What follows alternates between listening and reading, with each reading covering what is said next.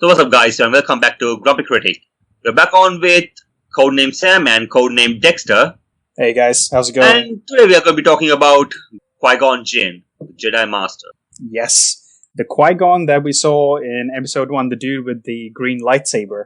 Yep. To be fair, we only saw... made there, right? Exactly, that we only saw like one episode worth of Qui-Gon. Oh, I mean, I suppose if you were to really do the math, maybe it's like quarter episode worth of Qui-Gon. But yeah. I think even there, we kind of saw the wisdom of the guy. Or perhaps it's a slightly different way of thinking about things. But in a manner of speaking, Qui-Gon was the only Jedi Master, the actual and a real Jedi we saw in the entire series. Right. Yeah, so I think that... even more than Yoda or Windu or anybody else we have seen in the series. Yeah. Here's the thing. The idea is that the Jedi got corrupted because they went away from the will of the Force. Whereas in the entire series, Qui-Gon Jinn was the only one who ever even mentioned the will of the Force. Right, yeah. And I think that itself makes him a very interesting character. So I think we should start exploring more or less right from the beginning, because I think both in Legends and in canon, basically, there's so much information about him, which I don't think a lot of people are not aware of, including myself. I actually don't know much about Qui-Gon Jinn, apart from, he was Ra's al Ghul and he trained, Batman. And also he was Zeus. Yeah, exactly. That's all I know about Qui-Gon. He's a man of many talents. So let's start right from the beginning. Where's the dude from? Is he like a native Coruscant guy, or? Yeah, he was born on Coruscant. He was born 80 years before Battle of Yavin. Right. Okay. And then basically, did the Jedi Temple sort of pick up when he was a kid, or how did that work out? Yeah, when he was very young, he was recognized to be sensitive with the Force, and he was inducted to the Jedi Order. Right. Yeah. That is as a novice. Yeah. But yeah, he had like a quite interesting history going through. For example, he was trained under both Yoda and Count Dooku. Right, yeah. But that's why he got the diversity. Like, with Count Dooku, he didn't actually like the training, so he kind of swore to himself that he will never train on the apprentice the same way. What? So the way Dooku trained him, he didn't like it, or? He didn't like it. Dooku always wanted to go for greatness, and he was always on elegance and all that. Right, yeah. He was always to be, stand out from everybody else. Okay, alright. So he wanted to be special. Yes. Okay. He did. Was that frowned upon in the Jedi ways, or? Not necessarily Jedi ways, but it was frowned upon by Yoda. Okay, alright. But Dooku was still recognized to be a great Jedi Master. Right. Do you think it's his pursuit of the need for greatness that made him that way? It's not necessarily. I think he joined the dark side with good intentions of stopping the Sith. No, what I'm saying is, do you think he achieved his level of mastery because... he achieved a level of mastery. Yeah, like, do you think especially his lightsaber comeback was practically unrivaled, except for with Anakin. So, did he develop that style of fighting whilst he was still in the Jedi Order? And did he teach Qui-Gon the same style? He taught Qui-Gon, but I think Qui-Gon favored more of Ataru than anything else. Okay, alright. But that was also the reason for his downfall. Right. But we'll get to that after. Yeah. So basically, so was his first master Yoda, or was it Dooku? I think when he was younger, he was trained under Master Yoda. When he was younger, before he actually became a Padawan under Dooku. So when he was a youngling? Yes. Okay, right. And but everyone gets trained under Yoda when you're young, isn't it? Depends. I don't think Yoda goes under every training session with the younglings. Oh, right. Okay. After all, he is the Grand Master. Yeah. He has more responsibilities. Yeah. I wonder what those responsibilities are, right? Guiding the entire Jedi Order. Oh, supposedly. He did a great job, didn't he?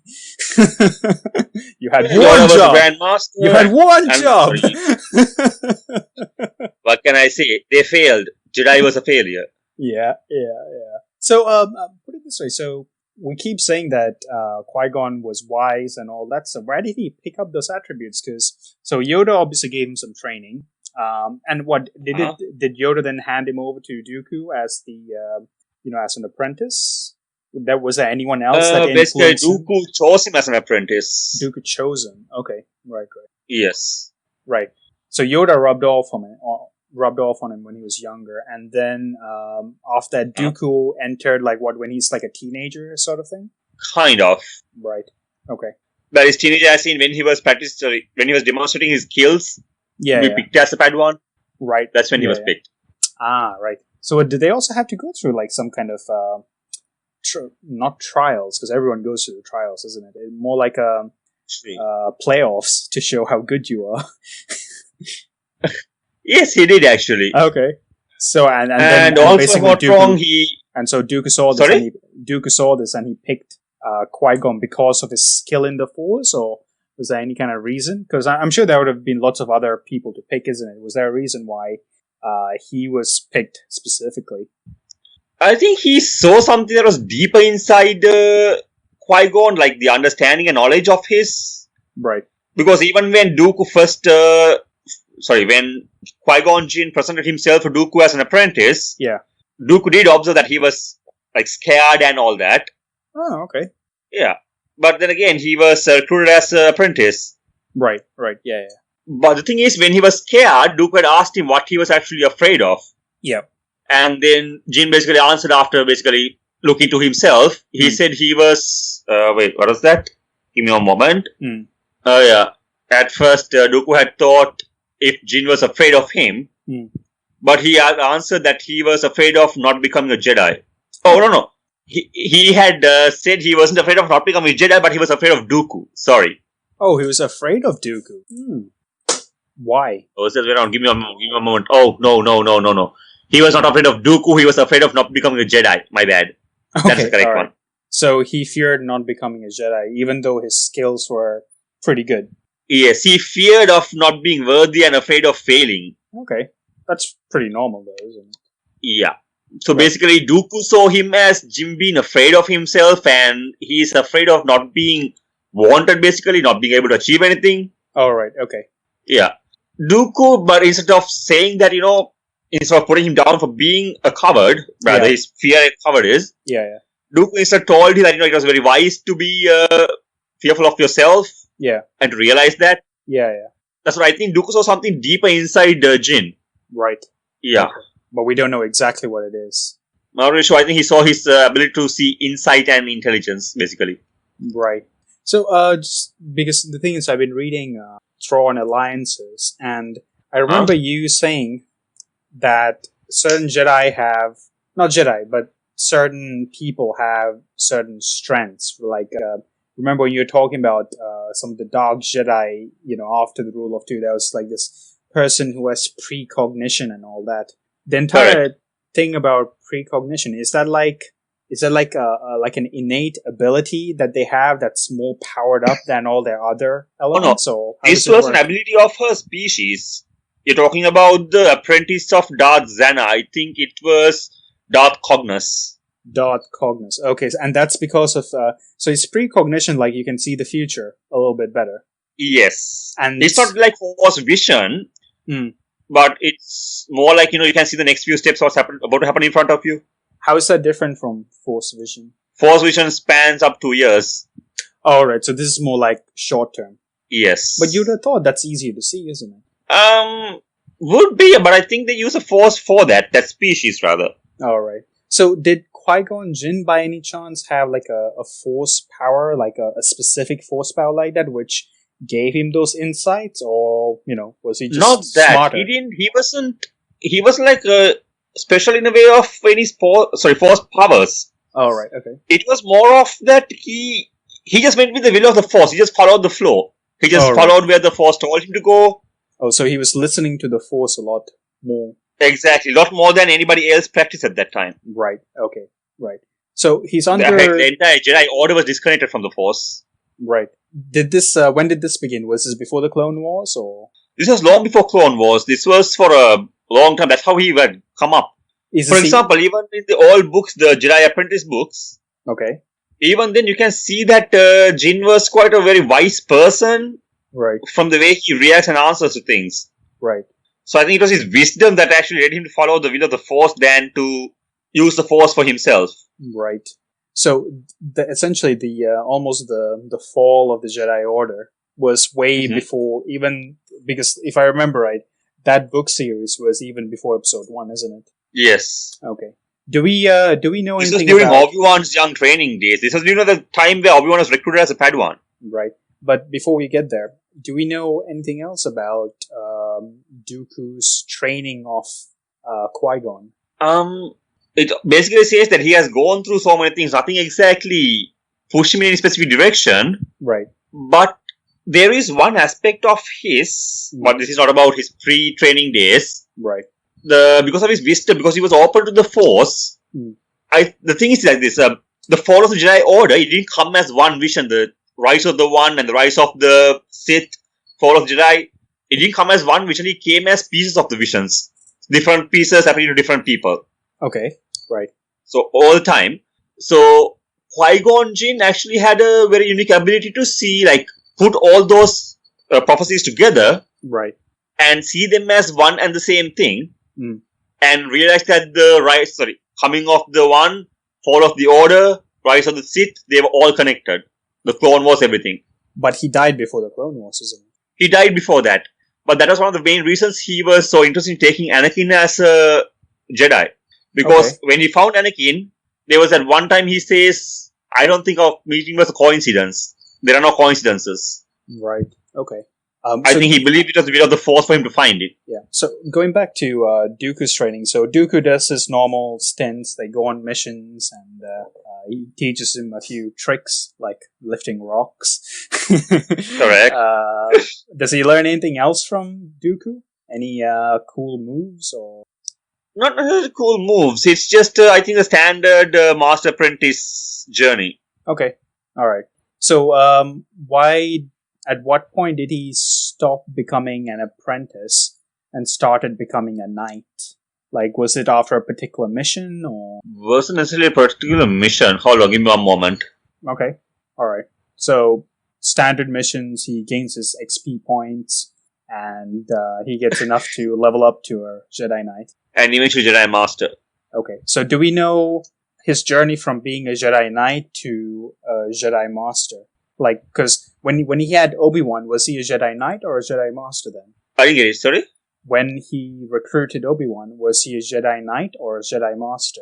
I think he was already Jedi Master when he took Obi-Wan on. He was already a renowned member of the Jedi Order. So by that time. He had no apprentices before that. There is one confusion there. He did have one apprentice in the Jedi Apprentice series who went dark side. Okay. But I'm not sure if they will consider it as part of the canon. Well, we don't care. Here's the thing, right? Disney might, 10 years from now, just turn back and say, well, we consider that canon. Right? Yeah, what can I say? So, I think it's just better to explore, like, both elements of it. Quite simply because, I still think it's relevant, right? I don't think there's any good reason to exclude any Legends content. Quite simply because they can change their mind anytime. I mean, it's fiction, isn't it? It's creative license. They can somehow, thread the needle, however they want. So, because I just... Fair enough. You said there were 3 books in that series, isn't it? 3 books? There was way more than 3 books, man. Was there? Alright. About 7 at least, I think. What's it called again? More. What's it called again? Because I forget. Jedi Apprentice. Star Wars Jedi Apprentice. Okay. Yeah, because I think I've only read like one of these books. I don't think I've read everything. So I remember Finta and Gala. Yeah, that was the name of the planets. So I think that's the only one I read.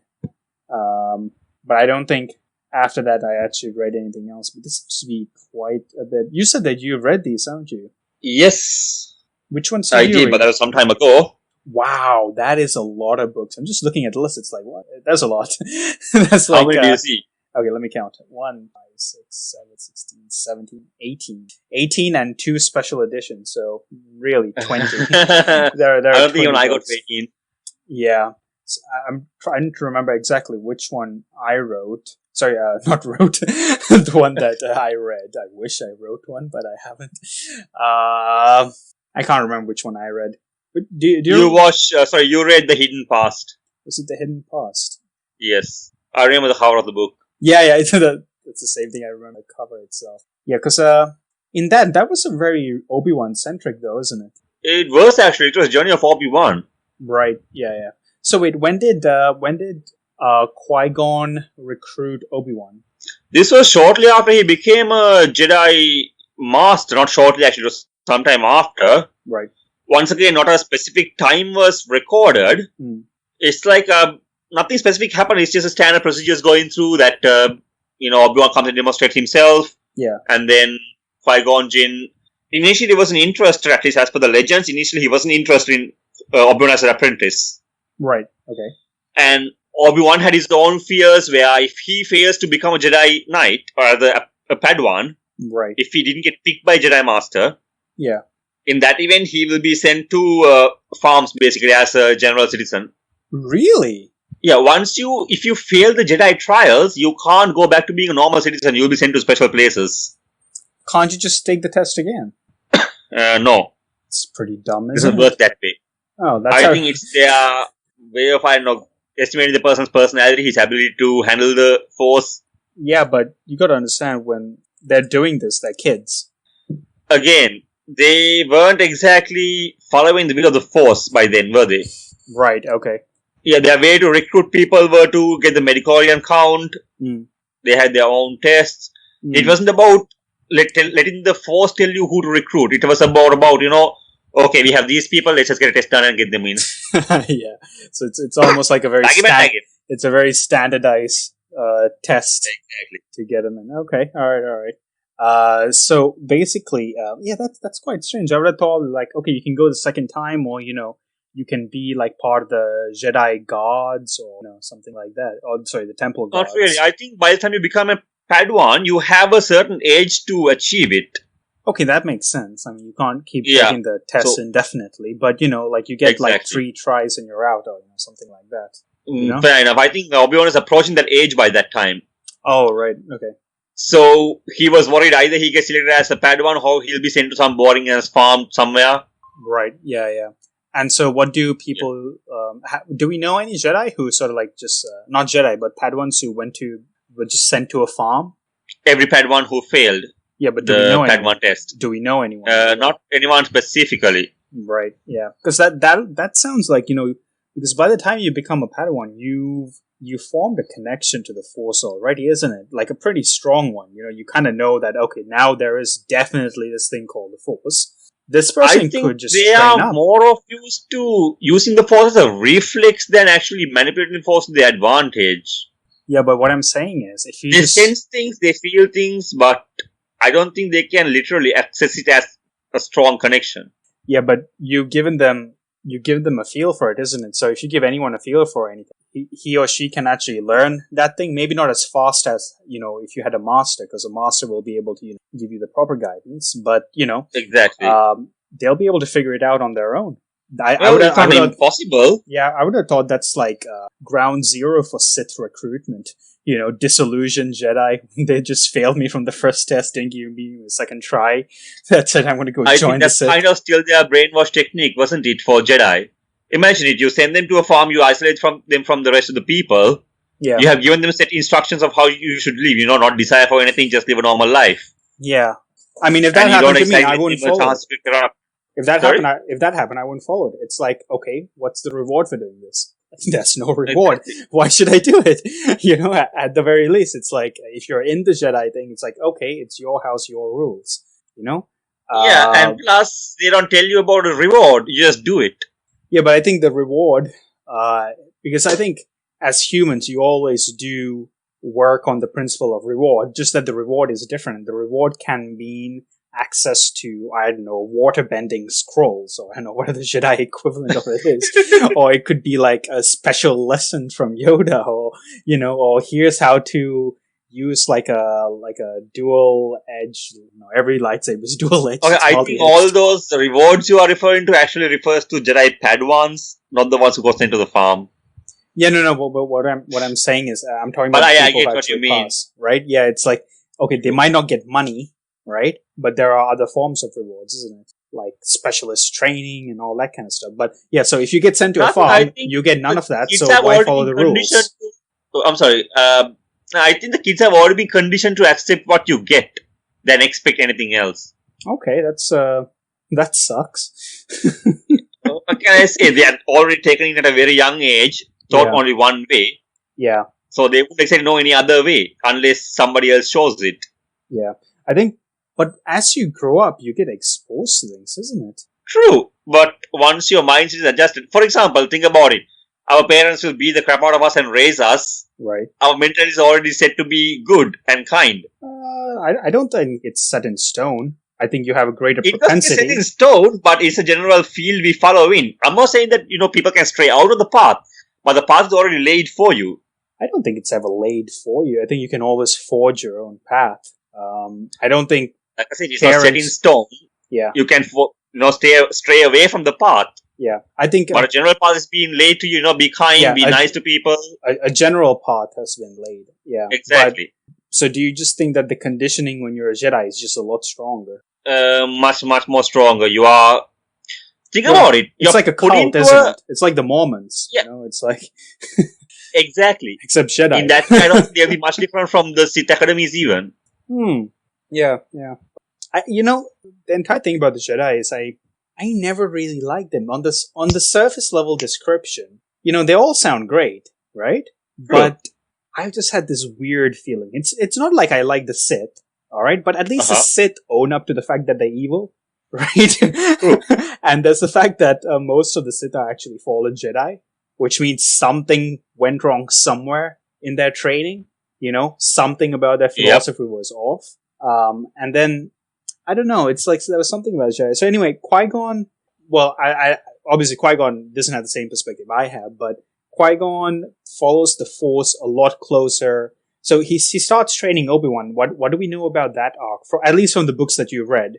From the books, we know that, as I said, Obi-Wan was scared of not becoming Padawan. Yeah. And he went in for the trials. And Qui-Gon was there with the trials, but Obi-Wan didn't get picked in the book.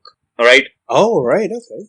And then he was supposed to get sent off to farm world, basically. Or a mining world, I can't recall exactly. Yeah. So, since Obi-Wan's getting sent away, and Qui-Gon was just about to walk off for another mission. Yeah.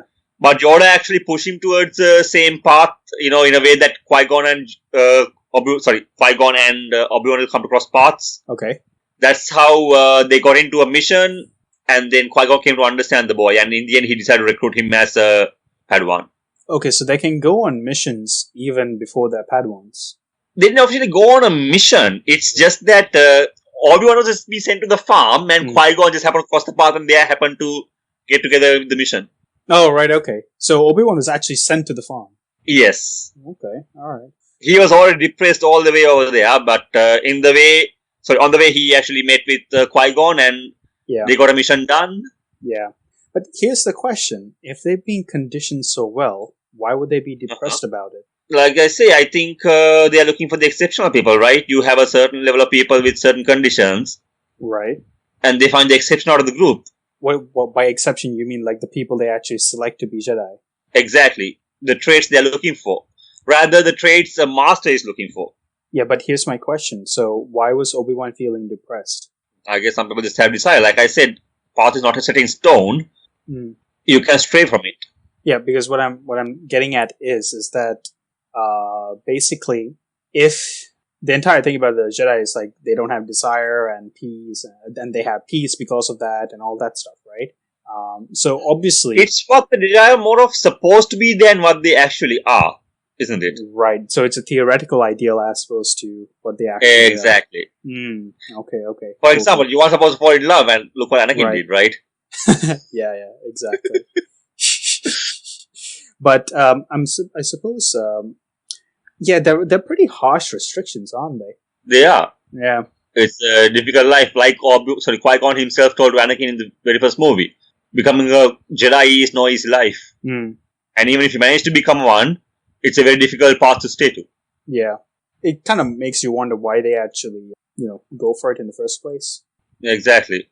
But I think, it's just they're held in high regard, right? They are having a more social status than anybody else.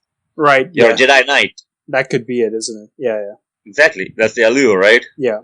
I suppose, so that means basically, the Jedi, what, do they get well, maybe not overt marketing, but I'm guessing the Republic did in their propaganda or in their news or whatever you call it, they probably made it known to everyone in the galaxy that Jedi are, sort of, what are they? Soldiers of the Republic? No, not soldiers, but... what? They're more of diplomats. Diplomats. Okay, right. And this was well known throughout the galaxy. This was well known. After all, the Jedi are being sent throughout the galaxy for different kinds of missions. Right. Sometimes political disputes, sometimes for war. Yeah. Okay. So essentially, this guy is training Obi-Wan. Do we know any particular stories that kind of stand out that give us insight into Qui-Gon's mind? There are several of them, but the most prominent I remember, especially in that the Hidden Past book. Okay. This is one of those moments where I kind of felt like, the wise moments of Qui-Gon. Okay, what was that? This was, if I'm not wrong, shortly after Anakin became a Padawan. I think about 1 year anniversary or something, I guess. Right? The idea is that when that time comes, the apprentice is supposed to receive a gift from the master. Okay. Now, some masters will go and find like a special, a handle for the lightsaber. Or some masters will go to a different planet and get like specially woven robes for them. Right, yeah. A gift like that. Yeah. But when it came to Obi-Wan, initially when they were... first they were walking towards some spaceport. Yeah. While they were walking towards landing pad, Qui-Gon, already Obi-Wan was expecting a gift, right? Alright, okay. So, Qui-Gon was asking him what's on your mind, but he can't just go and say, hey, where's my gift, dude? Yeah. So, Obi-Wan was like, he figured out there's something in, Qui-Gon figured out something in Obi-Wan's mind. And then Obi-Wan didn't exactly say any answer, he just said nothing. Right. Ideally, you can't even keep a secret like that from a master. You can't lie to the master. Okay. No matter what. Alright. But Qui-Gon already figured it out. Yeah. Something was in his mind, and Qui-Gon gave him a gift. The gift was a stone. Alright? Okay. Just a stone. Even Obi-Wan took it and he was like, what the hell is this? Okay. Yeah. The thing is now, Obi-Wan got this stone. Right. Alright? At one point, Obi-Wan gets captured in the same book. Yeah, okay. What happens when you are captured, their memory is wiped and they're sent to a different planet just to roam around. Okay. It was kind of punishment from the higher-ups in that planet. Right, yeah. You wouldn't have even any memory, you'd just be a random person, dropped in a random place, live the rest of your life, just lost. Okay. But the thing with Obi-Wan is, when that was being done to him, he held the stone in his hand, which was supposed to be like just any other random rock. Yeah. He spent the previous night meditating with the stone in his hand and just tried to find some peace in himself. Right. And he felt the force coming out of the stone and enveloping his mind. Okay, alright. And that actually protected his mind from the memory wipe. Right. Okay. So he was dropped in the planet. Yeah. But he had his memory intact, so he knew what he had to do and how to find Qui-Gon. Right. So was this a special kind of stone? It was. That's an interesting part. When it came to the end of the book, Obi-Wan basically went up to Qui-Gon and he was like, thank you for the gift, Master. I had no idea the stone was force sensitive. And Qui-Gon had been like, is it? And then he had walked off. Alright. Okay, fair enough. So, has the mystery of the sort of rock ever been solved, or? Not necessarily. It was just a gift. I think it was a force sensitive rock. Yeah. That became obvious, I think. Yeah. But nothing more was said about it. But it just shows, Qui-Gon having a different sense of, personality. Okay. The way he operates. Yeah. Alright. Any other master would have gone and gotten a monetary gift for the Padawan. Right, yeah. But he had something much deeper. Or he just gave him a rock. Yeah. Okay. Yeah, now. One of the two. Yeah, he's just cheap. There's nothing deep about it. I'm sure Qui-Gon will give you a nice lecture if he was here right now. Something about how the Jedi value monetary stuff. That's the reason why he gave the guy a cheap rock. It's the way. Exactly. It's the way of the Jedi. Be happy what you got, kid. Exactly. Here, take this rock. Hey, you're about to be dumped in a farm. Okay, be happy you have a master. Now get off my back. Yeah, enough rewards for you. But I feel sorry for you, so take this rock. Okay, so any other sort of stories between these two? Not during that era, Hmm. but few things that became clear was that it was during one of their missions to Mandalore that Obi-Wan met with Emperor Satine. Obi-Wan, who's this? Duchess Satine. The Mandalorian. Exactly. Oh, the one Peace that Force. Yes, the peaceful Mandalorians. It's freaking heresy. What can I say? It's an oxymoron saying peaceful Mandalorian. It's not As the opposed to Mandalorian Death way. Watch. It's not the Sorry? Mandalorian. It's not the Mandalorian way to be It's peaceful. not. Yeah. I know. Anyway, so Which is why I did not understand the concept of the whole Mandalorian being a creed. If they were a creed, they always have a target they're working for, and the target always was to be the strong warrior. yeah, well, the Mandalorians they value strength above all else, and they look at conflict as something that is necessary to grow. You know, not just themselves, but their tribe. You know, even their entire culture. They feel that conflict is necessary because that's the only way you'll ever be tested. So it's almost like this person. So it was almost like a culture as opposed to anything else, and you didn't need to be, you know, born on any particular planet. Like you could just be anyone, but if you follow that set of maxims, you are then a Mandalorian. But the thing is, I think, you know, as with like any kind of politician, they would obviously try to sort of twist that to their advantage, and maybe that's what Emperor, the Satine person, was trying to do, where now she was trying to somehow create this concept that Mandalorians are maybe from a certain planet, and maybe they wanted to change their ways or something like that. I don't know what her agenda was. Also. Yeah, I'm not sure what her entire story is, but Exactly. it doesn't sound And like a Mandalorian. I'm sorry, I missed out one point when you asked me earlier what made Qui-Gon stand out from everyone else when it came to force powers. Okay. There was one thing very, very, very unique about Qui-Gon when it came to the force power. He was the first one to find his way back from the Netherworlds. Yeah, but that's a lot later, isn't it? I think he already made the connection before he died. Okay. All right. He just completed his way back once he was dead, but he already learned the path before, because if I'm not wrong, he already knew about the Whills of the Force, where Yoda went. You mean the books of Whills, or what is it? Something of Whills? Stories Yes, of yes. Whills? Journal of Whills. I can't remember what it's called. As I recall. But apparently Yoda traveled to learn about the life after. Wasn't that Dagobah? Not Dagobah, that was where Yoda was hiding. Okay. All right. So, yeah, you know, this entire thing about the Journal of... Is it Journal of Whills? I'm trying to find out. Oh, yeah, Journal of Whills. I'm not sure exactly what it is. How does it even actually relate to everything? Though it apparently is very, very central to everything George Lucas has done. But, okay, hang on. So I'm right now on the Wikipedia article, and it says... The Journal of Whills was a record of events in the galaxy. Long after Galactic Civil War, an individual was tasked with writing about the events that transpired in the galaxy, whereas 7 Force and Son of the Journal reference the Jedi, containing a poem concerning the dark side and the light side of the Force. Okay, so it's pretty much a history book. Yeah, it's interesting. I don't know what this thing is, but... That's the thing. Alright, I am not sure about that part, but the way I understand the Whills of the Force... Okay. Rather, they were called the Force Priestesses. Okay. Alright? Alright. They represent anger, confusion, joy, sadness, and such. Alright. And leader is serenity. Yeah. They were from the place called Wellspring of Life. That is supposedly the first place where the life came to existence. Oh, what, life in all the universe, or life in just that galaxy? Exactly. Yes. Which one? Galaxy or universe? I think, considering the Star Wars is within one galaxy, I think we can just safely say galaxy. Okay.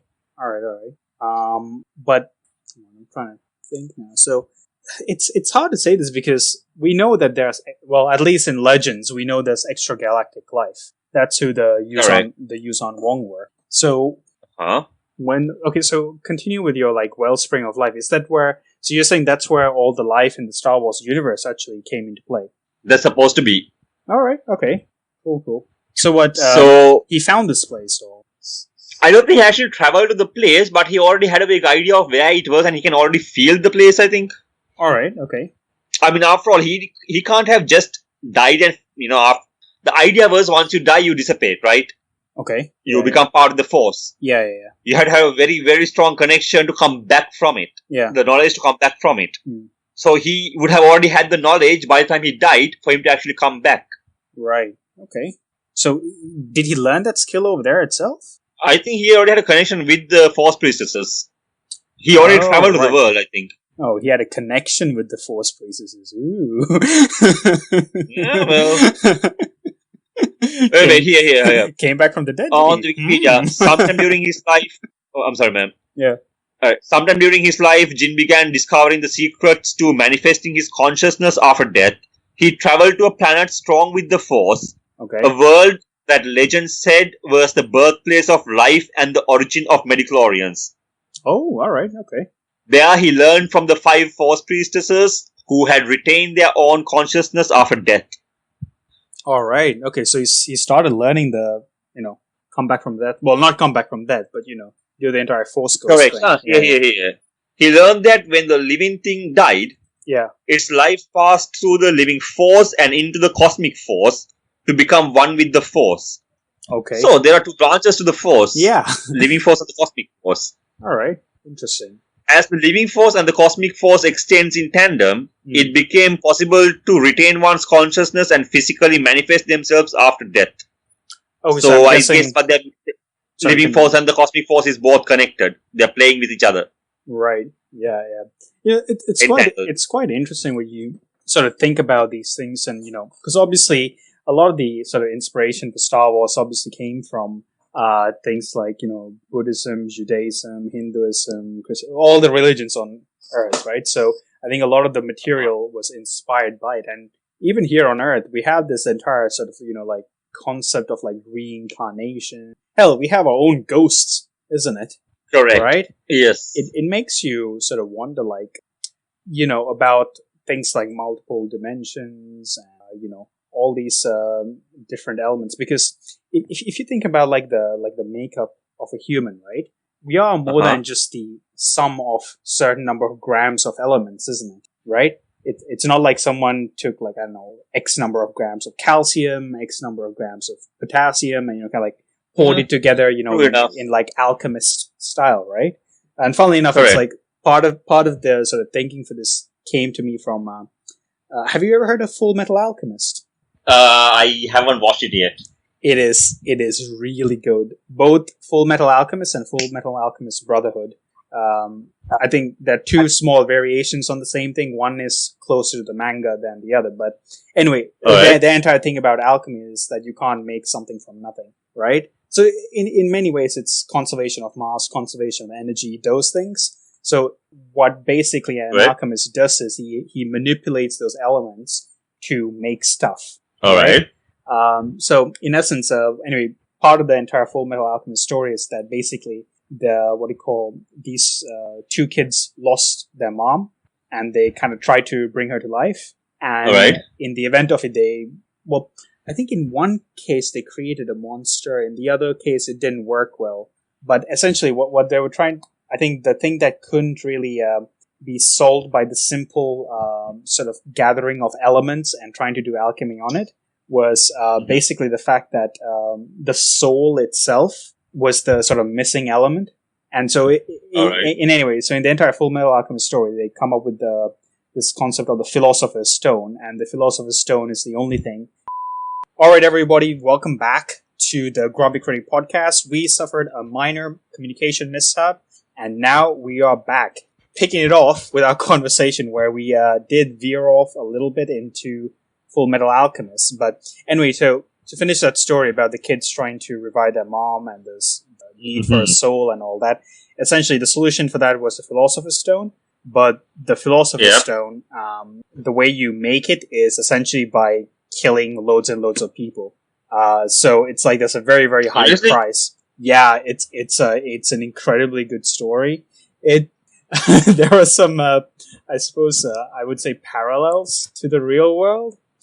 Because obviously, everything is, all these creators, when they make their fictional stories, they do draw inspiration, what's going out there in the real world. Reality. So, yeah, there are some scary bits to it, and you'll probably realize when you watch it. But anyway, linking this back to Star Wars and the Force and all that kind of stuff, it's quite interesting when you look at it from the perspective of a soul, and how, if a human were to die, obviously conservation of mass, conservation of energy, but if you were to attach an energy to the soul itself, right?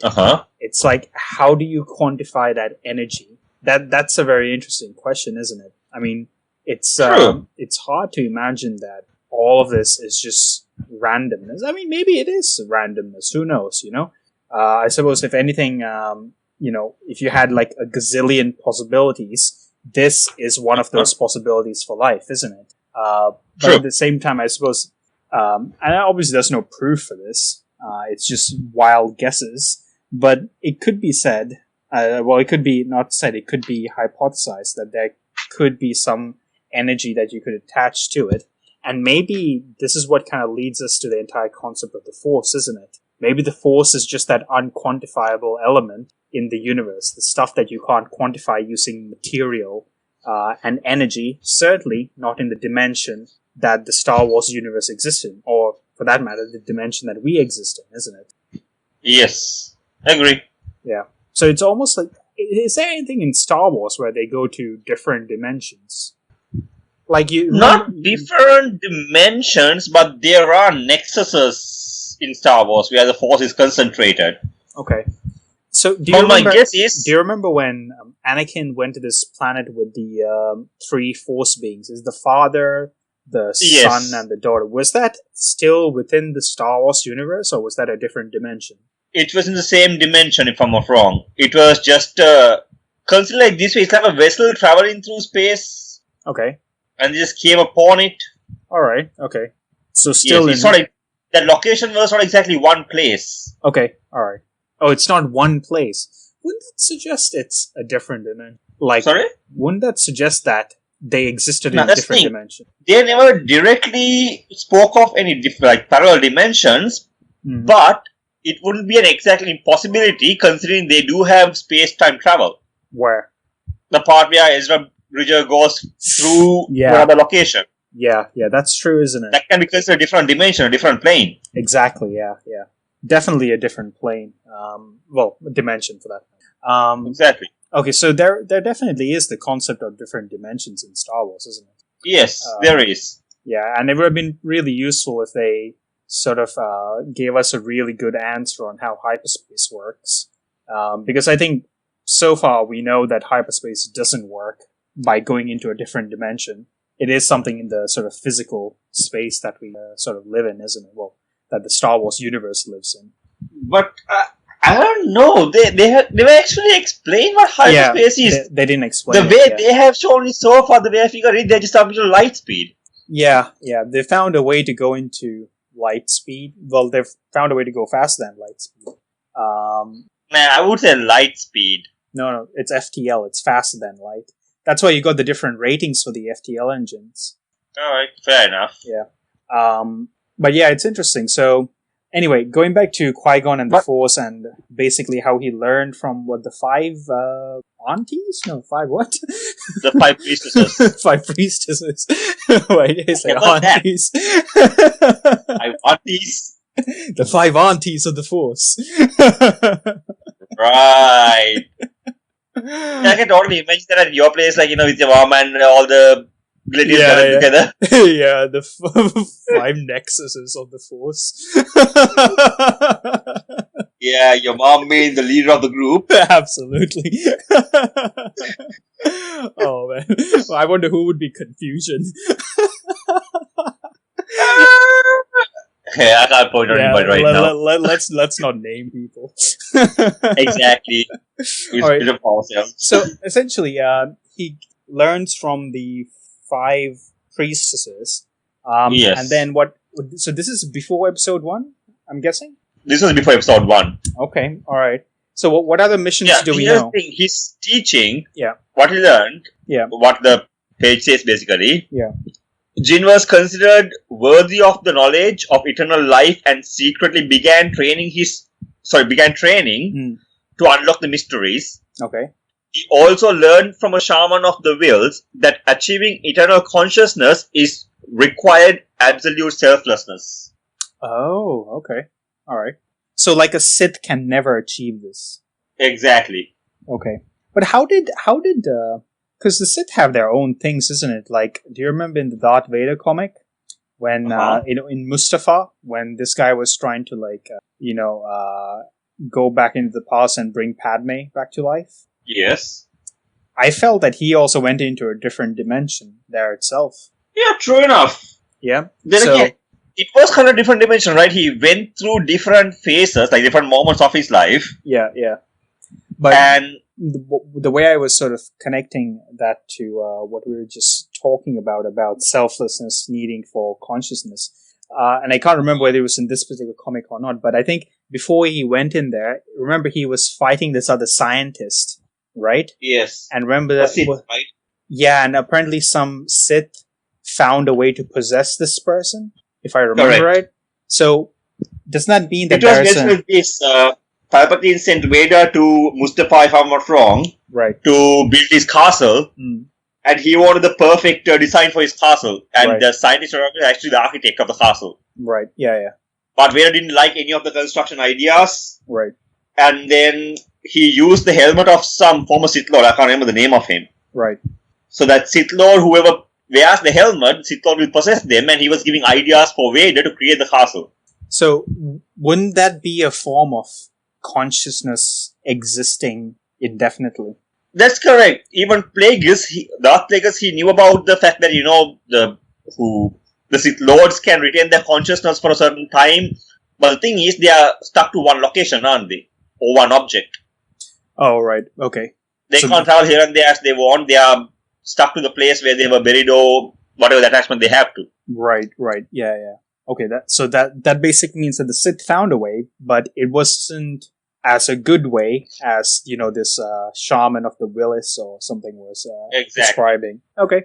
All right. So it's not necessarily coming back from the dead. It's basically leaving an imprint of yourself behind, I think.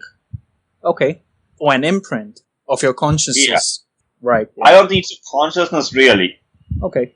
Have you watched the Netflix TV series Altered Carbon? No. Dude, you will love it. I don't want to give away too much, but basically, okay, and obviously there are so many facets to this story, but one of the things is they found this material which allows you to, at least from what little I understood, it allows you to store a ton of data, right?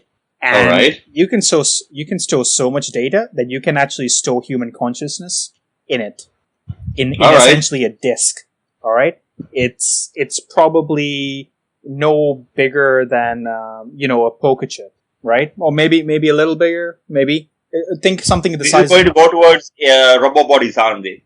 Well, what they actually do is they actually clone bodies. They genetically create bodies, and you can do all kinds of augmentations to the bodies or whatever. And the entire idea is that your consciousness will grow old, but you just slot it into a new body. And even when you die, as long as that disk doesn't get broken or corrupted or anything like that, you can just slot it into a new body. So it is quite interesting when you think about it that way. It's called Altered Carbon. You'll really like it. Well, I mean, I enjoyed it quite a bit. But have a look at it. Look through like the first 2 or 3 episodes. I think it's in its second season now. First season was definitely my favorite. Second season was okay. I just watched it because you need to know where the story is going. But first season was gold. I loved it. But yeah. So anyway, get back to Qui-Gon and the consciousness. So no, when you said the imprint of a consciousness, it made me think of like when you use Amazon Web Services to create a virtual machine, and how you can make a copy of it, and then you can just you can just respool that instance at any given moment in time.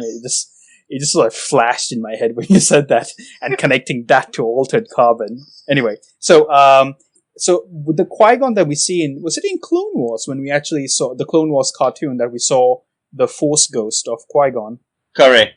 Yeah. So the first time we actually saw the Force Ghost was when Anakin went to that Force Nexus area where he met the father son and the daughter. Did we actually see Qui-Gon there? Qui-Gon was in that planet when, I think when Anakin was looking for Ahsoka, when she was taken by the sun. Right. Yeah. Cool. But anyway, so let's just go back to pre-Star Wars Episode 1, right? So this guy figures out how to, do the entire Force Ghost thing. And you were saying that it requires that you're totally selfless. Yes. And so was it that Qui-Gon was the only person who was able to do that? Yes, I guess. He was I wouldn't say he was the only one who was able to do that, but he's the only one who understood it. He's the first Jedi to figure it out. Let go of all the world attachments and everything. Right. Okay.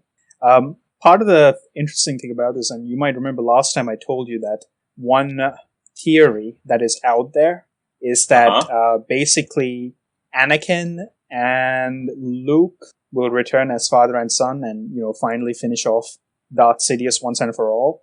That's a theory of one of the storylines. If they have a continuation for it, I will be more than happy than the re-ending.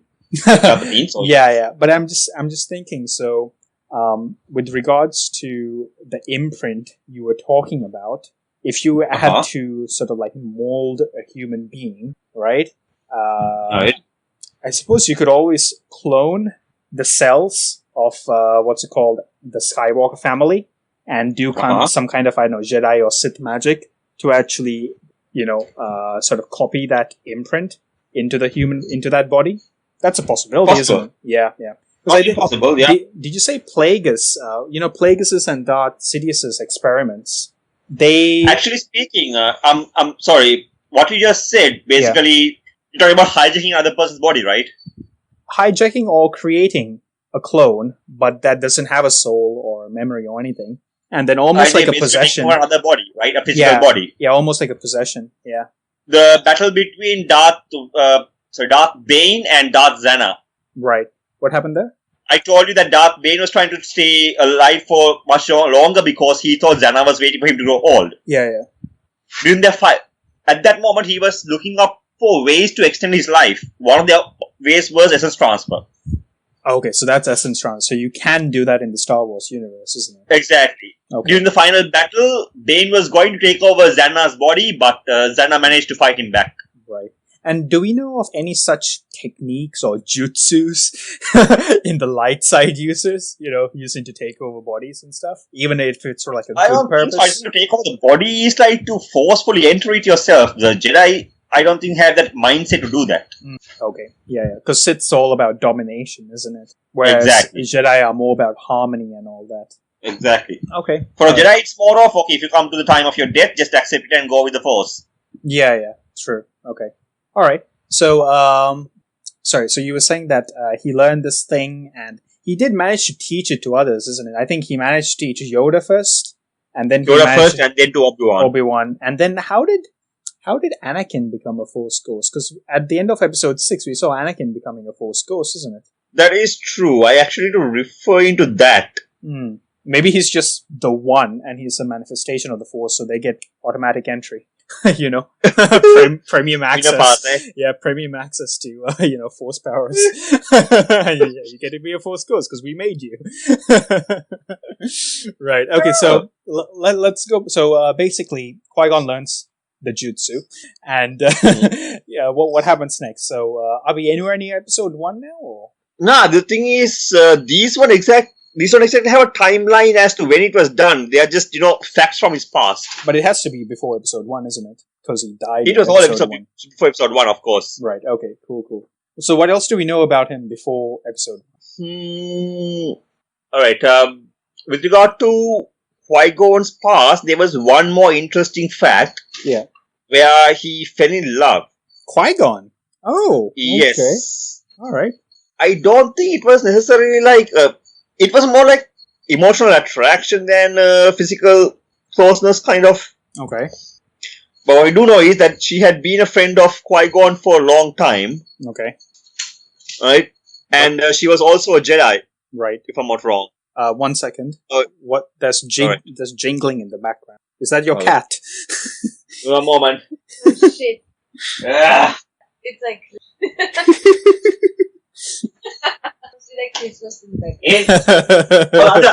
Yeah, you know, when we're doing like a Christmas edition, we should bring the cat in.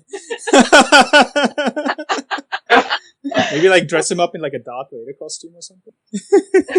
Yeah, Darth Vader with a freaking red color bag with all the gifts. Alright. Now, the female Jedi's name was Tal. That's T-A-H-L, Tal. Okay. The description goes that she was a female Nurian Jedi Master, a librarian of the Jedi Archives. Okay. And was also a close friend of Qui-Gon Jinn, with whom she fell in love. Alright, okay. Alright.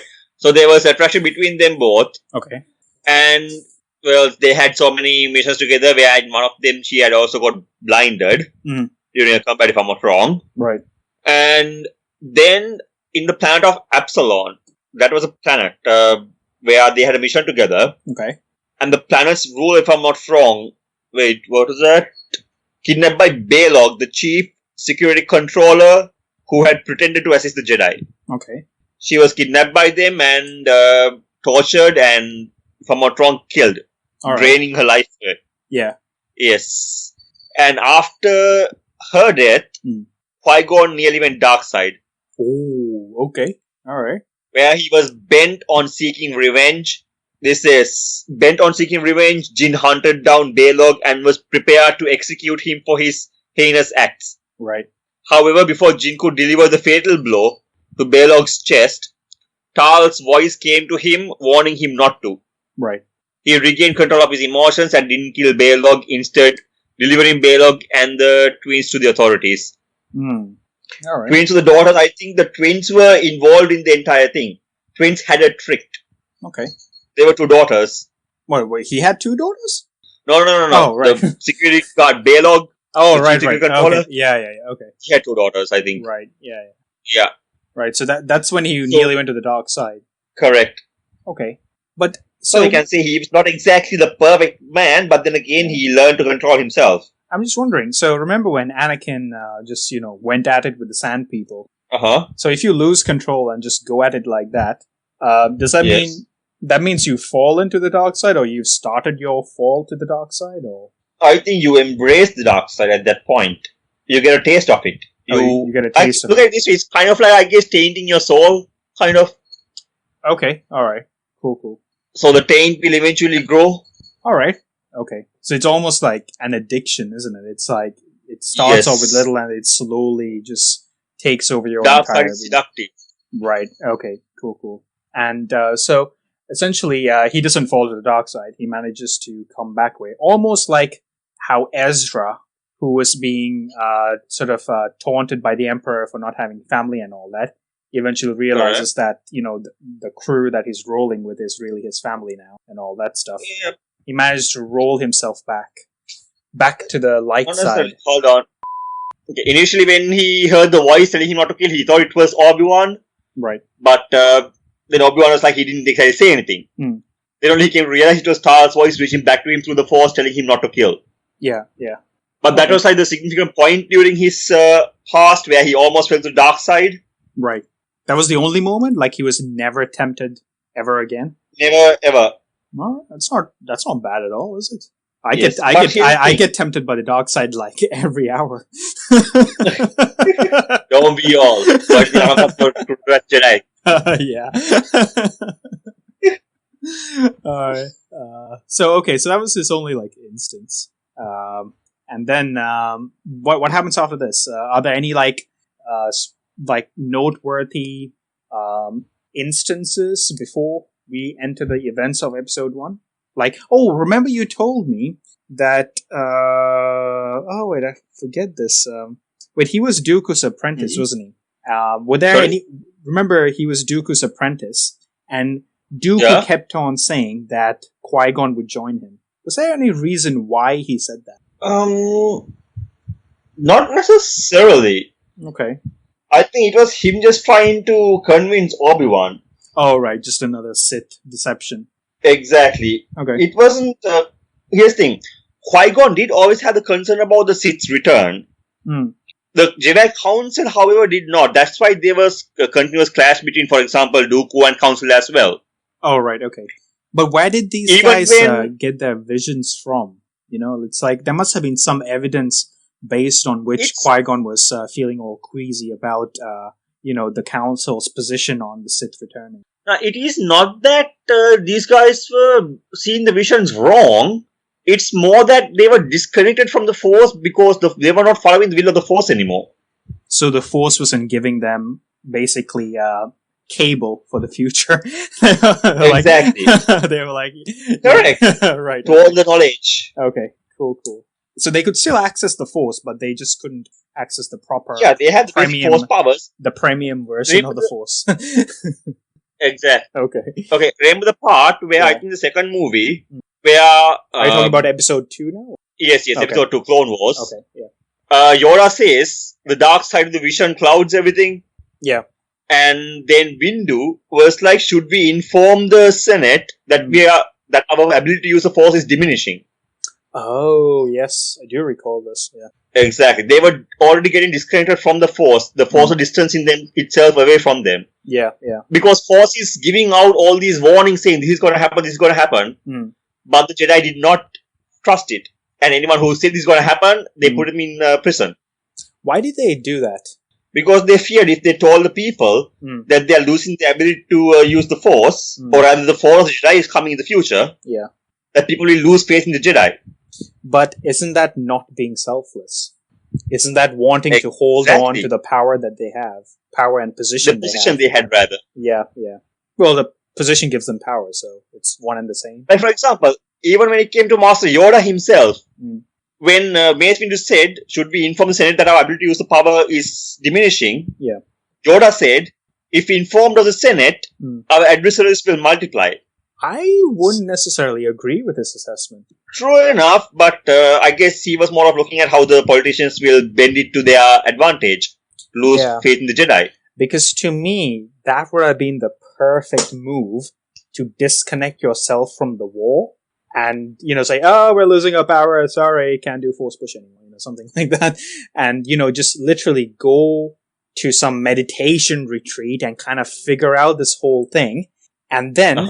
Because here's the thing, then the Sith will always sit and the Separatists, they'll be like, aha, Jedi are not in the fight anymore, we can do this, we can do that. And then the Jedi now have the element of surprise on their side, something they would have never had, and they could have launched a surprise strike right at the moment when the Separatists and the Sith think that they got the upper hand on the situation. That would have been, for me, the perfect opening. It's like using your own weakness to your advantage. Everything, but they did not have that foresight to use it. Yeah, this is the time where I think someone like Thrawn would have just seen the solution. He would have. He would have just seen through the whole thing. Funnily enough, I was reading Thrawn Alliances, and I don't want to give away too much, but with very little data, right? With very little data, he was able to foresee an element of Order 66. And it's surprising with it was good data, to be fair, but still it was just, I don't want to give away the whole thing. It's worth reading the whole book. It's really awesome. Apart from check it out. One or two instances. But yeah, he was able to foresee the situation, and it just makes you wonder if Thrawn was on the side of the Republic. But I don't think Thrawn would have ever joined the Republic because of how corrupt it was. But yeah, anyway, so going back to how they were losing that connection with the Force. So essentially, because they weren't following the will of the Force, basically, the Force was switching off that cable to the future. Correct. Force was pulling away from the Jedi. Right, but given for example, you remember we were talking about the balance of the Force and all that. Correct. And we were talking about how the Force has its own will. Correct. Does that mean this is something I'm still quite confused about. Does that mean the Force is sentient and it has its own agenda, and its agenda is to keep the balance? I think that is kind of a way of looking at it. Okay. Put it this way. Yeah. You take a computer and give it a sum. All right. Okay. The computer logic will be whatever is on this side will have to equal the other side, right? Yeah. We hope everyone's logic is that. Exactly. So I think the Force is trying to maintain that balance. Okay. And the Sith just come and tip the scales to one side. But that begs the question, why didn't they just amp up the power of the visions so that because the Jedi were the only counterbalance to the Sith, weren't they? Because Jedi were not listening to the visions, were they? Yeah, but wouldn't I told you they were imprisoning the people who came with the visions also. Oh, so the Force was trying to show it to them. I see what you mean. Okay. I see what you're getting at. So it was trying to balance the equation. Another example of this, I saw was... So it was trying to balance the equation, but basically they weren't listening to it. Correct. Right, okay. All right. But to highlight the part where they had actually lost the connection with the Force, remember in the Phantom Menace, the very first time you see Obi-Wan and Qui-Gon. You mean when they were going to the Nemodian ship? Exactly. Right. Okay. When they were in the Nemodian ship inside the mess hall waiting for the meat. Yeah. So at that point, Obi-Wan says, "I sense a disturbance in the Force." Right. And then Qui-Gon is like, "I don't sense anything." Yeah. And then Obi-Wan says, "It's not something here; it's something elusive somewhere else." Oh, right. Okay. All right. Yeah. Now the thing is, Obi-Wan himself, being a young Jedi, already had a connection with the Force so strong that he already sensed there was something not right. Right. Not there, but he knew about Jedi and he knew there was something wrong, a disturbance. Yeah. Oh, was it somehow the fact that Darth Sidious's hologram appeared on the CIS battleship at the same time? I think even before Darth Sidious's appearance there, the plan was already set in motion, right, for the Nemodians to set up the trade blockade. Right. Yeah. Sure. So I think the plan was already in motion, so Obi-Wan already had a feel for it. Yeah. Okay. But the thing is, at that point itself, he sensed something was wrong. That was the beginning point, right? That was where everything started. Yeah.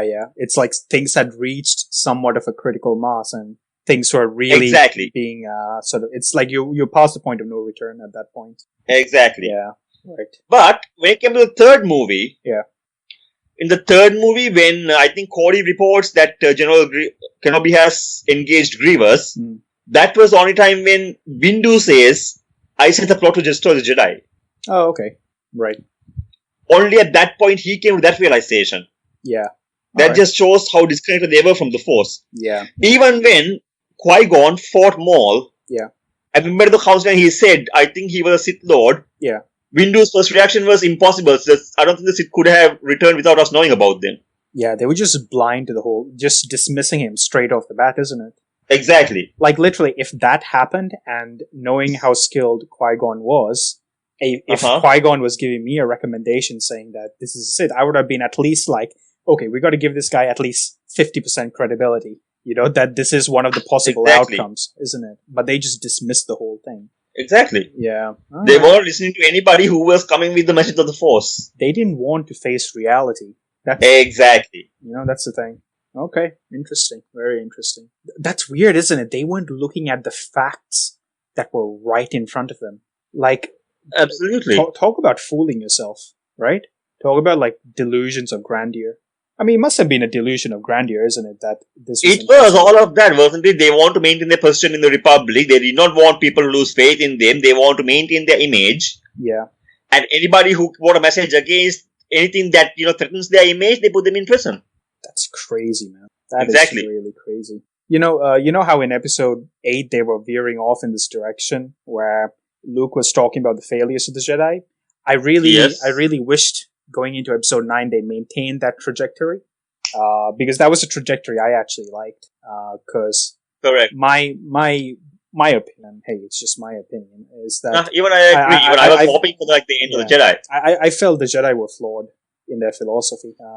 But sometime in the future we should go into the entire sort of discussion about, say, like the Sith code, the Grey Jedi code, and the Jedi code, and maybe even the Mandalorian code, and sort of just look at all four of those things in the future, because I think the Grey Jedi were like the middle path between the Sith and Jedi, weren't they? Yes. Were there any Grey Jedi pre-Clone Wars? Sorry, or pre-Episode 1?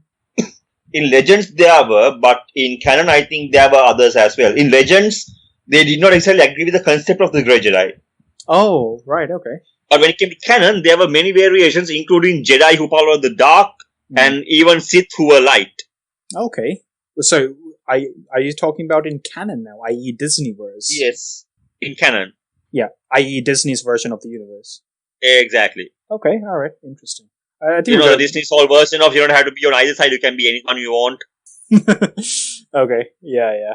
I think the only gray Jedi I can remember in Legends was basically after episode 6, you had a whole series of events happen, isn't it? And you basically had the Imperial Remnant, and you had the New Republic. And basically after that, after the Yuuzhan Vong War, or during the Yuuzhan Vong War, basically they joined into this thing called the Galactic Republic or something like that, right? Basically, they signed a treaty that they'll stop this war because they wanted to fight the Yuuzhan Vong, right? And they were in the process of recovering from it. And anyway, by this time, there was like a proper Jedi Academy and all that kind of stuff, right? This is during Luke's era, right? I think Luke had he died by this time. I can't remember. But you basically had Jake and Solo, and all those, and was it Jake and Jaina?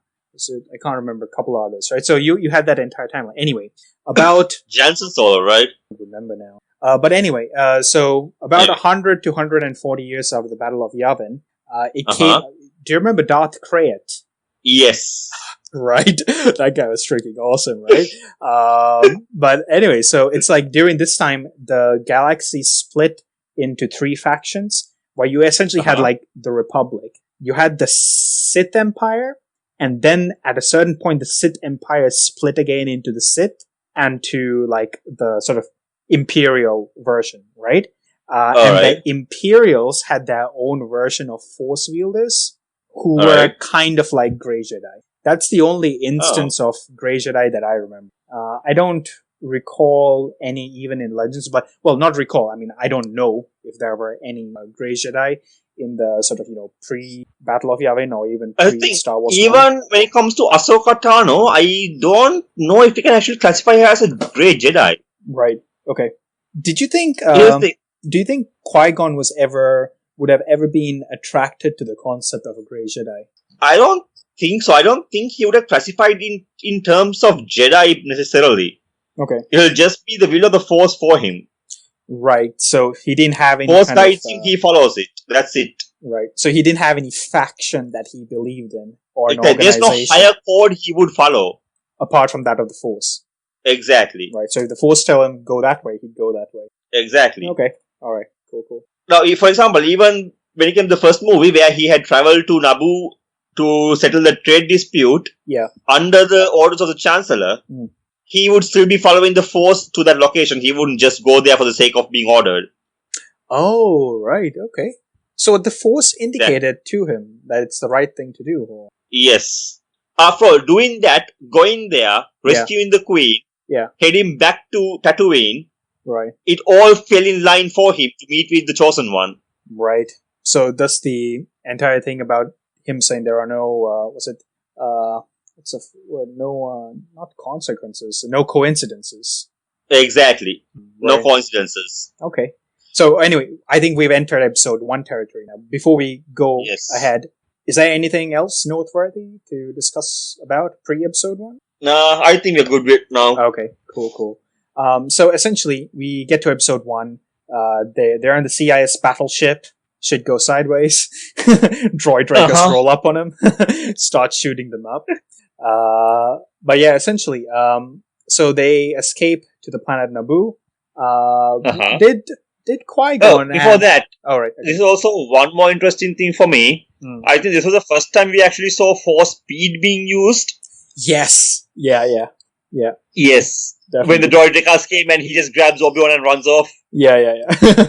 Yeah. I think that was the first time. We've seen like Force jumps and Force pulls and pushes. In 4, 5, and I don't 6. think we have seen Force speed anywhere else in the entire series, have we? It's either that or maybe like when 2 Jedi are battling, they're already using Force speed, so everything's relative. But yeah, we've never like seen the area around them slow down or anything, isn't it? We've always just seen everything at pretty much like 1x speed, as opposed to 2x speed or anything like that. True. Yeah, to be fair, that's probably the only time I can. No, that's the thing. Here's the thing. We don't see them going at slow motion. We see them having high reflexes, but not seeing them moving in slow motion. Yeah. Well, them moving fast, therefore the world being in slow motion. Exactly. Yeah, you're right. So, I think that's the only time I remember Force speed being used. It was pretty cool. Exactly. Yeah. So, okay, go on. I'll let you take it from there. So they escape.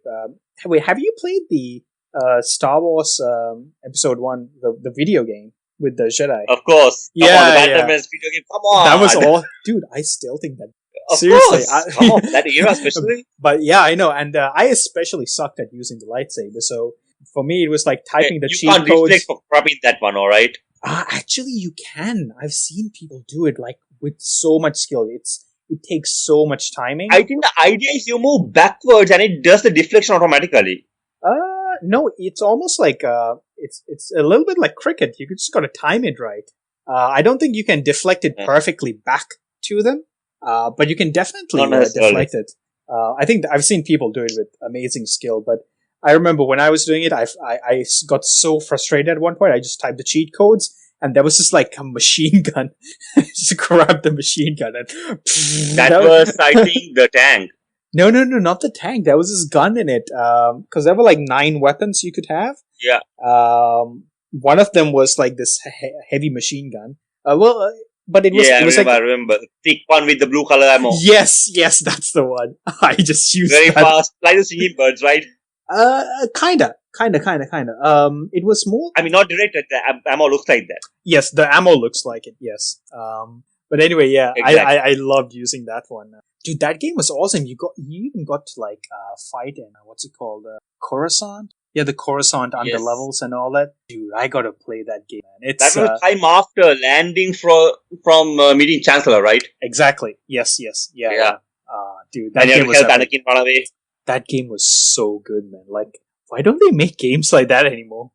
To be honest, that game was it latched on to the main storyline, and then they boosted it with other content, isn't it? Exactly. And to me, I see nothing wrong with something like that. You don't need a totally brand new original storyline.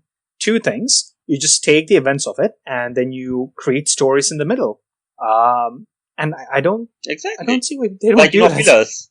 Yeah, exactly. And but anyway.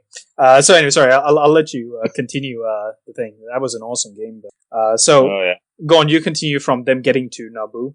All right. So basically, they get into the Trade Federation ship and they enter Naboo with their battle force. Yeah. And they sneak down to Naboo, right? Yeah, I remember Obi-Wan got inside one of the droid, landing craft, the one with all the machines in it. Yep. They got separated there, I think. They did. They found separate place down to the ground. Yeah. And that's where Qui-Gon came across Jar Jar Binks. Yeah.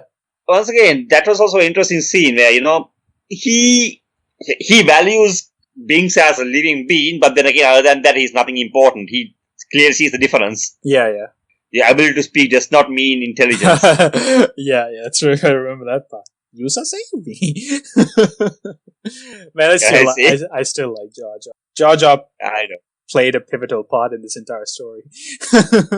He was a turning point for the Clone Wars. I know. I wonder, was that also the will of the Force? Qui-Gon's I think that was just the will of Sheev. The will of what? Sorry? The will of what? Sheev. Palpatine. What? Jar Jar Binks meeting Qui-Gon in Naboo? No. I was talking about him being manipulated to make the Clone Wars. Oh, right. But Jar Jar meeting Qui-Gon could have been, most likely. Yeah. Interesting. I think the Clone Wars was a crucial part of the entire will of the Force. Time to end the era of the Jedi Order. Do you reckon that was the will of the Force itself? Possibly. I mean, the concept of Jedi were gone by then. The Jedi were failing. They were not listening to the Force anymore. Yeah. I think it was time that the Force decided it was time for the Jedi to end and a new era to begin. Yeah. All right. That's it's. I suppose you could see it as a balancing act, isn't it? Exactly.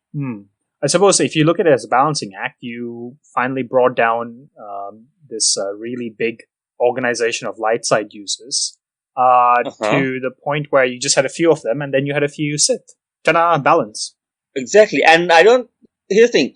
By the time it started on the Phantom Menace, I think the Force was already imbalanced. Exactly. Right. Yeah, that's true. Sith were already coming into power, and the real Jedi weren't there anymore. Yeah. True. So, yes, the entire thing was focusing towards Force balancing itself, but it doesn't necessarily mean just from the Sith. It means from the Jedi also. Yeah. But I freaking hate that idea though, isn't it? It's like the lives of so many people in the galaxy were decimated because of the will of the Force, right? I mean, because when you hear about the stories of the Clone Wars, you had billions die due to that conflict. Yes. And I think more than billions. The battle was extended throughout planets. Exactly, and it was I'd say trillions. Probably. I'll check out the stats for it, but I hate this. This is why I like stories with non-Force uses, like Rogue One and Solo. Quite simply because it's people fighting for their place in the galaxy for what they believe in, and it's got nothing to do with the Force, right? True. And I just hate the idea that you have this almost very selfish element, kind of doing whatever it wants, trying to enforce its own agenda, and innocent people get subjected to it. And if you're not a Force sensitive, guess what? You don't have any chance to change the course of the battle. I think for me, I see the way the reality is. There is no right or wrong or anywhere. People live, people die, right? No, it's not a question of right or wrong. It's a question of influencing and controlling your path. It's like the Force is so damn big that you can't really do anything about it. Unless you're a Force sensitive like Palpatine, in which case you can do such powerful actions. Bend the Force to your will. Exactly, almost to the point where the Force literally come up with a counter on it. A counter for that because of the corrupting actions of Palpatine. But otherwise, it's like if you're just just a normal person, you can't do anything about it. It sucks. We should get to another discussion about Darth Kreia next time. Darth Kreia. Okay. All right. Darth Kreia. How do you spell her name? Oh, is this the lady who can do the 3 lightsaber trick? Exactly. Ah, right. Okay. Yeah. Tell you what, let's do her next episode. I told you her concept, she hated the Force. Right, okay. Well, tell you what, let's do Darth Kreia next episode. Yeah, she is both Kreia, if not Darth Kreia. Okay, cool. Well, we'll put that on the list. But anyway, I took you on a totally other trajectory. Right. Back to so we were on Naboo with basically Qui-Gon giving Jar Jar Binks a lecture. Correct. Yeah. Okay. And thereby he found his way into the underwater city of Gungans. Yeah. And there he managed to give his way into Naboo. Yeah. Eventually coming across Princess Amidala. And then they embark their way, they get the hell out of Naboo and embark on their way to Tatooine, where they get damaged on the way. Just, random minor things that fell into place for them to go into Naboo. Yeah, that's the thing, isn't it? It's like so many tiny little things had to fall into place in order for that to actually happen. Exactly. And not to mention, it's also a way for Anakin and Padme to cross paths as well. True. Yeah. Exactly. Manner of speaking, I saw this in another video actually. The way he refers to it, in a manner of speaking, Qui-Gon's purpose through the entire will of the Force was to bring Anakin and Padme together. Really? Wasn't it his entire path was what put Padme in Anakin's path? Well, you could almost say it's the will of the Force to bring those two together and to create temptation so that Anakin would fall to the dark side. It is the will of the Force, and Qui-Gon's purpose in the will of the Force was to bring them together. Right. That was Qui-Gon's. That was his purpose. Playing your part. That was This brings quite a few reminders of the Matrix and how it's pre-programmed and how everyone plays their part in the system. Exactly my point. Yeah. Which is why when you were talking about the Force earlier, Force having a will. Yeah. I was saying in reality, take Force like fate. What's supposed to happen will happen. Yeah. Nature will already have decided everything. Nature decides how everything proceeds. We are just parts of the entire thing. Yeah. We're just like clockwork. Yeah.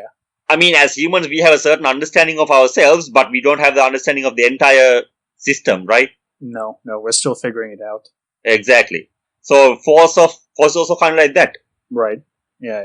Millions and trillions will die, but nonetheless, the clockwork of the universe continues. Yeah, that's true. So basically, Qui-Gon was the Force's instrument to bring Padme and Anakin together. Exactly. All right. Okay. In fact, now, okay, the idea is this. We can come up with so many theories, but it happened exactly as it was supposed to happen, right? Yeah. True. Nonetheless, no matter what, at the end of the day, Anakin brought the Force back to the balance. Was it Anakin or was it Luke? It was Anakin. Anakin was meant to stop Palpatine, right? The Sith. Yeah. The Luke was the tool in bringing Anakin back to the light side. Yeah. But it was Anakin's hands which ended the Sith, right? Yeah. So, technically speaking, yes, the chosen one. He fulfilled the prophecy. Right. Yeah. Okay. So he and did I kind think Qui-Gon was the one who set the entire thing in motion. Right. Yeah. Okay. So so basically, Anakin Skywalker is still the chosen one. Yes. And the Force kind of used him to get rid of all the light side users and the dark side user eventually. Correct. Okay. Everybody. All the Force sensitives, basically. It's just like a full reset.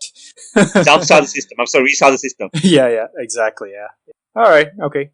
I suppose the Force is at least fair in that way, isn't it? It's just that they could have done it without the billions of casualties.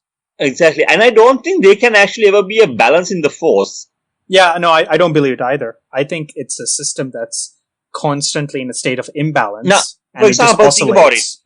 If everything remains in equilibrium, if everything remains perfectly balanced, nothing will change. Yep. It's an imbalance that keeps the universe moving.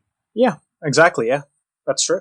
So yeah, I don't think Force can ever come into balance. It will continue to, shift one way then the other way, back and forth. I think due to the very nature of, well, I know it's there are other species in Star Wars, but when I say the word human nature, I'm using it very generally. But I think given human nature, you can never expect balance. I think I think balance is it's a naive idea, I think what you will have is exactly. It's almost like a seesaw, that's constantly oscillating. It's next to impossible to perfectly balance it, and if you do try to do it, it'll only last a very short duration until something in the system puts a tiny amount of force that imbalances it, I think that's how it is. I get that. It'll constantly oscillate, right? And it'll go through that oscillation. It won't ever have a medium point. Yeah, and the oscillation, creates cycles. That's how I see it. Exactly. So let's go back to Qui-Gon. Yep. Let's pick up from where he enters Tatooine. Right, yeah. Now, ideally, the entire thing happening beforehand wasn't much of interest with Padme's thing and everything. It was a quick action move scene, right? So, Tatooine is where the main things start to happen. Yeah, true. The most important things. Yeah. Now, for example, the very fact that they got stranded there, I think is part of the will of the Force. Yeah. I mean, you have to get the chosen one to come out into light. Yeah, true. Yeah, and get him training to bring the Force back into balance, right? Yeah. Alright, so the entire plan about them getting deserted there. Initially, the way I figured, Qui-Gon, when he met Anakin, did not exactly bother that much. Yeah. Like, it was just, okay, I'm here, okay, you're a boy, yippee. Yippee, yeah. Yeah. But it was later on when Anakin takes him back to their house. Yeah. After seeing Qui-Gon's lightsaber. Yeah. And Anakin starts to ask questions. And then Mother starts talking about, him being special. He can do things. Right. And, this is the part where Anakin says, he wants to enter the pod race. Yeah, that's right. And then Mother tells Qui-Gon that he is special. And then Qui-Gon is like, he can see things before they happen. It's a Jedi trait. I think that's when he initially took interest in Anakin. Yeah. And he was saying if he was discovered in Coruscant, in the inner systems, then he would have been recognized by the Jedi Order and be taken in for training. Yeah, that's right. But even then, Anakin was already a bit too old to be recruited. So Qui-Gon did not exactly give that much attention to it. Yeah. But when Shmi said later, Anakin's mom said later on that... oh, my bad. At that point, Qui-Gon became curious about who the father was, and then Anakin's mother says, there was no father. Yeah. I carried him, I gave birth to him, I raised him. Yeah. I don't know how to explain it. Yeah, true. That was a point where Qui-Gon recognized Anakin to be a virgin in the Force. Yeah. A child conceived from the Force itself. He assembled that fact pretty quickly, didn't he? Exactly. Because he was already studying the prophecies. He was already studying the prophecy of the One and the end of the Jedi, Rise of the Sith, everything. Do we know where the prophecy came from and how Qui-Gon I came think into... we had come to the prophecy at a later time. I don't think it was one prophecy. I think it was several put together. Oh, is it? Okay. But Qui-Gon was aware of Yes. this. Qui-Gon was aware of them. I told you, he was actually studying all the parts of the prophecy as one prophecy, not different parts of things. Right. Okay. Cool. He was putting them together to think that they're all going to happen at the same time. Right. He had that wisdom. Yeah. So yes, he immediately recognized this to be a working in the Force and that this could be the chosen child. Right. So basically, this is where he's testing him for midichlorians? Exactly. After that, before they enter the race, Yeah. he takes a sample and sends it to Obi-Wan, who confirms it to be a higher value, even higher than Master Yoda. Right. Okay. It's quite high, isn't it? Yoda's Now, pretty damn strong. Yeah, here's the thing. The power of the Force used depends on the midichlorian count Okay. and how much physical body you have. Right. Yeah. Now, Anakin having a count higher than Master Yoda Mm. and being a human species to be physically bigger than Master Yoda, imagine the power he can wield. Oh, yeah, definitely. It'll be much, much greater than Master Yoda. Yeah. And I think even when Anakin lost his fight to Obi-Wan, he was still really young. You know, he was like, what, mid-20s tops? Yeah, and even when he lost his fight to Obi-Wan, I don't think Anakin was fighting like with his full capacity. Really? For example, when you see him in Clone Wars, when you see him during the fights and everything, he was never unstable. He was fully focused, fully relaxed. Yeah, but mind you, he was falling into the dark side, and he had his Exactly. entire Padme situation. Exactly. He gave in to his rage and he lost control of himself. Yeah, true. And it was also sad the way he actually fell into the dark side. What do you mean? I told you, right? There was supposed to be a deleted scene with Obi-Wan and Anakin. Oh, I don't know this. What's this? In the Revenge of the Sith, Yeah. At the end, when Anakin jumps over and Obi-Wan cuts off his his legs and the one hand, Yeah. and then he climbs up the hill, there was a deleted scene there. Oh, right. I didn't For know one this. thing, when Anakin is trying to crawl his way up, he can be seen. Okay, remember the part where Obi-Wan says, "You are my brother, Anakin"? Yeah. Oh, no, wait. Yeah, he said, "You were the chosen one." Right, okay. At that point, right before that, when they show Anakin, it seems like he's muttering something. Okay. That was supposed to be him asking for Obi-Wan to help him. Oh, right, okay. And at that point, his eyes were already blue. It wasn't yellow like the Sith. Oh, right, okay. Alright? Okay. But at that point, Obi-Wan refused to help him. He had said, "I am sorry, I love you, but I can't help you." Oh, right, okay. And that was the point where Anakin screams out, "I hate you." Right. That's where his eyes turned yellow finally and he embraced the dark side completely. Right, yeah. Okay. I need to find that deleted scene. I'm pretty sure it's on YouTube somewhere. It's there actually. I think I should be able to find you a link for that. Yeah. Alright, cool. So, getting back to Qui-Gon. So, essentially the guy figures out this guy is loaded with midichlorians. And that guy wins the race. Yes. And then basically they go to Coruscant, right? Yes, and that's also the reason why Qui-Gon let Anakin go to the race, because he already recognized him to have the Force power, the sight. He can feel things before they happen. Wouldn't it have just been easier to say, okay, high midichlorian count, I'm gonna beat the crap out of, what's the name of the guy? The Toydarian? The Toydarian. Yeah. What was his name? Watto. Was it Watto? Oh, yeah, Watto, yeah. Was there any reason why they didn't just say, okay, we're just gonna, take this thing because it's for the good of the galaxy and we're gonna run away? The entire area was controlled by the Huts. Right. Which is why nobody ever makes a raw move on anybody. Huts are the law in that planet.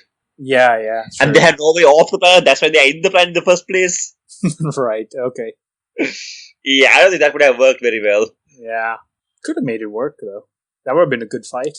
See, Not unless Qui-Gon goes dark side and ends up killing Jabba. I suppose this is the difference between Jedi and Mandalorians. Mandalorians would try to have a more aggressive solution in mind. Don't they always? They do. They get what needs to be done. This is the way. Exactly, yeah. And they'll see it as a challenge more than anything else, as opposed to, Huts. But, I suppose in many ways, Anyway, we can talk about Mandalorians forever because I freaking love those guys. Exactly. Let's go back to Qui-Gon. What I was trying to say was, I think Hutt would have more in number than strategy and tactics. Yeah, it was Hutt space anyway, isn't it? And then they would have to get out of Hutt space. And Hutt space was, it didn't really answer to Republic or CIS. They were powerful enough to maintain their own power base. Hell, even after the Empire took over, they were still running things on the background. And it wasn't like you could really do anything much without without paying off the Hutts. Even from the Imperials. So they were too big to be stopped. Yeah, they were too embedded into the system. And you couldn't get anything done without getting approval or anything from them. Right, okay, so basically this guy gets him to the race. What happens after that? Yeah, there was one more interesting thing I want to talk about there. Now, we know that Qui-Gon follows will of the Force, but I think we saw him manipulate the Force for once in that scene there. Which one? When Watto comes in right before Anakin goes in for the race. Yeah. And remember the part where Qui-Gon discuss about freeing both mother and the son? Yeah. And Watto is like, no pod is worth 2 slaves. Yeah.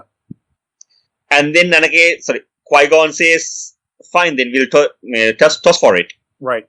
Sorry, Qui-Gon says, okay, fine, then the boy, and then Watto is like, okay, we'll make a toss for it. Right. Oh, yes, okay, I remember. When he threw the cube, when he threw the cube, Qui-Gon manipulated it by himself to get the boy out. Yeah.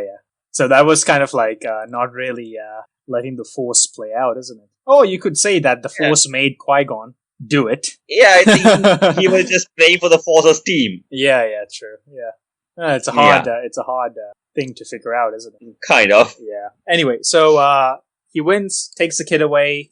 Now they go to Coruscant. Right. What happens over there? Once they're back in Coruscant, initially Qui-Gon sends Anakin away with Queen Amidala. Right. And Qui-Gon goes to visit the Jedi Temple. Now, here's the thing. Before that, we know that Qui-Gon and Darth Maul came across each other, and they had a fight there. We forgot about that, didn't we? Holy cow. Exactly. Wait, let's talk about that. Now, until that point, Qui-Gon did not exactly feel Darth Maul. Yeah. But there was one instance during Darth Maul comics, which was like during Legends, I think. Okay. There was one instance where Palpatine sends Maul on a mission. Right. Alright? And at that point, I think Maul was excited or angry. I can't recall exactly. Okay. But when he was leaving Coruscant, at that point, Qui-Gon felt it. Oh, right. Okay. It was there in the comic. Qui-Gon just looks back and Obi-Wan is like, Master, what is it? Yeah. And then Qui-Gon is like, it's nothing, and then they keep walking. At that point, Qui-Gon felt Darth Maul. Yeah. Yep. So anyhow, when it came to this, I think Qui-Gon felt Darth Maul approaching, and on top of that, they heard the sound of Darth Maul's speeder. Yeah. And he gave a quick command to Anakin to duck. Right. Anakin, duck! Yeah. I think he actually said Anakin drop. He said drop, isn't it? Duck would be weird. Exactly. Does Star Wars universe have ducks? Who knows? Exactly. So, Anakin drop. Yeah. And then you get Darth Maul jumping off with a somersault and just lighting up his red lightsaber. Yeah. And continue on attacking Qui-Gon. Yeah, true. Now here's the thing, I don't think many other Jedi would have been able to, withstand Darth Maul's attack like that. Right. Because Darth Maul, we know his attack prowess to be great. In fact, there was a video I watched where people say Darth Maul could have defeated Dooku. Really? Dang. Yes. Alright, okay. Now, Dooku fights with elegance and style. Yeah. And his thing was with saber to saber. Yeah. He takes his time, finds a weakness, and defeats the enemy. Yeah. But with Maul, he was a brute. He attacks endlessly. He just charges right in. Yeah, true. With these fast attacks, I don't think there would have been a chance for Dooku to come up with a strategy to fight back. Right. Because the guy's just relentless. He's just attacking. Exactly. Right, okay. I mean, hey, the guy was cut in half and came back to life, right? Yeah, man. You know what? Between maybe Darth Krayr and Darth Maul, maybe we'll tell you what, at the end of the episode we'll decide. But I think you know quite a bit about Maul, do you? I will suggest something. We'll go with Maul, because if we are talking about Darth Krayr, we have to go into the Knights of the Old Republic 2 Sith Lords. Okay. And we need to talk about the triumvirate of Sith Lords, the Darth Sion and Darth Nihilus. So that's quite a super deep topic. Exactly, like an entire other story. Is it? Okay, alright, okay. Tell you what, we'll do Maul next time then. Exactly. Okay, cool. So anyway, Darth Maul would be interesting. Yeah. The only stuff I know about Maul is just whatever I've seen in episode 1 and, the Clone Wars. Other than that, and, Rebels. All I know is he's and the books, survivor. If I'm not wrong, I think you have read the books. I don't think I've read the books. There are books on him? The part where Darth Maul, how he made his staff.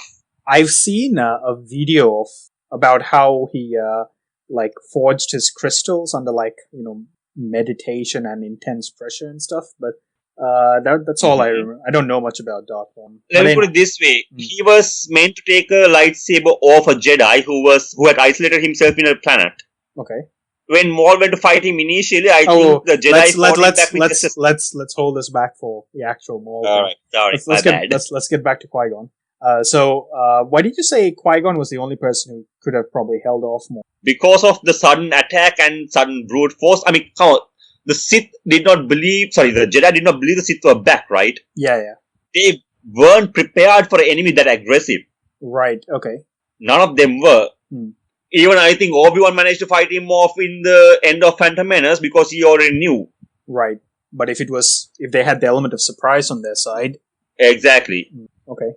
So I don't think many people could have had that reflex. I mean, probably someone like Windu or Yoda would have, but I don't think many people would have had the reflex. Right. But, so why was, so you're saying that because Qui-Gon suspected this, he was somewhat prepared, or? No. I'm just saying he had a deep connection to the Force that he already was ready by the time the attack came. Oh, right, okay. In that short time. Right, Not years and years, but in that short time. Yeah. Okay, cool. And he managed to fight, Maul back, but even then he had to retreat. Yeah, true. Right? So, just imagine how aggressive Maul would have been.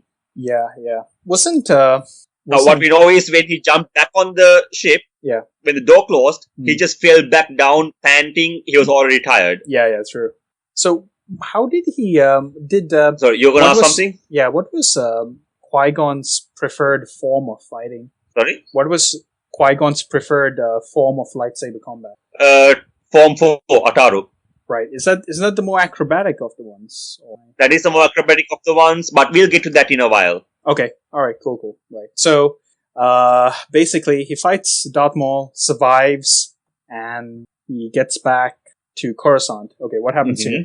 Once he gets back to Coruscant, he sends Anakin away with the Queen Amidala. Right. And he goes to the Jedi Council.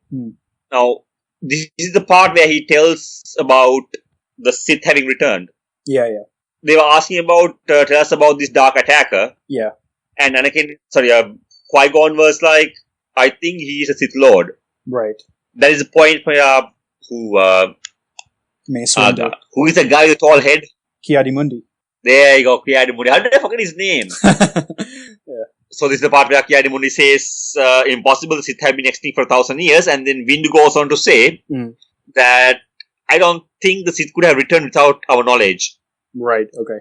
Now at that point itself, it was pretty obvious that they had no idea what was going to happen. Yeah. I mean, regardless of all the prophecies that's coming through, they were just willing to accept it. Yeah.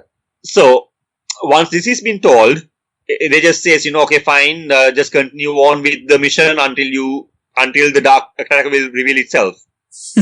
Right. Typical Jedi reactionary thing, isn't it? Exactly. Yeah. Now, here's the thing I don't get. I don't know if Qui-Gon actually had a plan of informing the Jedi Council of Anakin.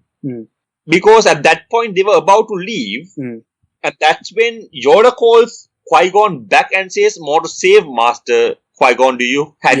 Yeah. And that's the only time where Qui-Gon opens up and says about the virgins of the Force. Right, yeah. So I'm not exactly clear if he was actually planning on telling the council or not. Oh, so you think he might have wanted to keep him as a secret apprentice? Possibly. Alright. Because here's the thing, one thing we're clear about is no matter what, Qui-Gon was planning on training Anakin. Right, yeah. Even when Anakin was brought back for the trials to check out. Yeah. And Yoda says, not Yoda. When Windu says that boys to all be recruited. Yeah. Qui-Gon was willing to let go of Kenobi as an apprentice and give him the knighthood. Yeah. And then take Anakin as another apprentice. Yeah. So, I don't think Qui-Gon actually had any plan of telling the council, necessarily. Right, okay. But something convinced him to say it. Because Yoda asked. I don't think he had a bond with him to lie. Yeah, okay. But here's the thing. We already know that Qui-Gon was having problems with the council. Right, yeah. Because after this whole thing, Obi-Wan says to... Qui-Gon saying, please, Master, do not defy the council again. Yeah. If you continue listening, they will grant you a place in the council. And then Qui-Gon replies back saying, I will do what I must, Obi-Wan. Yeah. So I don't think he had much respect for the council, let alone their ways. Right. He held the title of Jedi because I think he more of felt like it was his place. Right, yeah. But I don't think he actually had much respect or much faith in the Jedi Order. Right, okay. Cool. Yeah. So, after this whole thing, he was told to go with the mission. Yeah. And protect the Queen, and the Dark Attacker will reveal himself. Yeah, I would and have... they find themselves going back to... Seriously, if that happened, I would have said reinforcements. Exactly. Like, I would have sent my... I mean, hell, dude, the guy comes at you with a red lightsaber. Yeah, like, what more... Like, even if he wasn't a Sith, I would have just gone, we got plenty of Jedi sitting around doing freaking nothing, you might as well have some of them. You know? Exactly. It's not like they were in the Clone Wars where they were stretched thin or anything like that, isn't it? Exactly, they were just going on diplomatic missions most of the time. Yeah, I mean, like, it would have been good XP points. You know? Exactly. Like, a couple of Jedi Knights, who want to become a master, well, here's a real mission. Go ahead and prove yourself. Something like that, right? Exactly. Just so short-sighted. These guys suck, man. I know. That's the thing, by that time, I think they were already distanced from the Force. I think they were complacent. I think they were lazy. I think they didn't want to think. Yeah. They were just too bound by tradition. Like, except from the, Dark Knight Rises, victory has defeated you. Oh, wait, which one was that? Dude, Bane says to Batman when you were fighting. Oh, yes. Yes. Victory has defeated you. Yeah. Oh, now I remember it. Yep, definitely. Yeah, because when you were saying Bane, I was thinking about Darth Bane. When did that happen? Right, okay, yeah. Oh, sorry, my bad. I said Dark Knight Rises, alright? Right. Okay, so, I remember. So, I mean, come on, think about these guys. They had faced the Sith 1,000 years ago. Yeah. And then since then, they have been chilling. Yeah. Pretty much. Yeah, true. Enjoyed their position in the Republic, the high standards. Yeah, no real challenge. Exactly. Yeah. Even them selecting their own new recruits is done by just simply testing out the blood. Yeah, true. Exactly. Yeah, some guy decided, some guy really convinced them to buy that machine, so... I know, right? Some guy I know, yeah, and a good salesman. Dude, why do you have to stress yourself with feeling the Force all the time, man? I mean, how stressful is it to feel the Force all the time? Just the blood, get the new guy. I know, I bet they must have their version of infomercials. I know. Star Wars, isn't it? Oh man, that's someone had to have sold it, isn't it? Someone must have done it. You're greatest salesman in the galaxy. Yeah. Seriously? Yeah. I mean, come on. Feeling with the Force would have been easier than testing out the blood and just taking them, right? Who knows? I mean, imagine how many people do you have to test with the thing? Yeah, but it's a more scalable system, isn't it? Because you can get They were more interested in multiplying their number of Jedi. Oh yeah, true. Than selecting people who are qualified to be Jedi. Yeah, but put it this way. The Force would guide them to people who would be more qualified. Yeah, but if they did that, they wouldn't be able to boost their numbers, isn't it? Exactly. They were more interested in spreading their faith, basically. Yeah. They're a cult. They're a cult, yeah. So, essentially, now they decide to go back to Naboo. So they were actually hoping to, run into people. Run into the dark side user. Sorry, I'm taking off from my end. Can you hear me better now? Yeah. So are they basically hoping to run into this Jedi? Sorry, not Jedi, into this dark side user. And they gave him no reinforcements. They just said, go deal with it. Hey, you guys are Jedi. There are two of you. There's one of him. Go kill him. Right. Okay. Cool, Yeah, cool. go Team Jedi, right? Yeah, exactly. Yeah, 2 versus 1. I mean, it should be easy. Yeah. So basically, we don't know about anything else that happens. What about the part where the Jedi Council didn't accept Anakin, and this guy was like, "We're definitely going to train him, whether you like it or not." Yeah, that's what I told you earlier. When when the council refused to train him or recruit him because he's too old. Yeah. That was a point where Qui-Gon just says, "Oh, very well then. Yeah. I'll take him and train him." And Yeah. then the council says, "You already have an apprentice. You can't take another. Yeah. The code forbids it." Yeah. That's the point. He's like, "Okay, fine. He's qualified enough. Make him a knight. Give him this kid." Yeah. Right. You can hear me? Yeah, I can hear you. So essentially, they go to Naboo. Remind me, when they go to Naboo, do they go with the Gungans first? No, they were looking for a landing spot, isn't it? No. They go to Naboo. They were going for the Gungans straight away. Oh, they were going for the Gungans straight away. Okay, cool. Yes. I think on the way they were already planning. Yeah. Now, they go back to Naboo and they have Jar Jar Binks create the link and go to the underwater city, but turns out the city was already evacuated. Yeah. And then Jar Jar takes them to the secret location from their secret town. Yeah.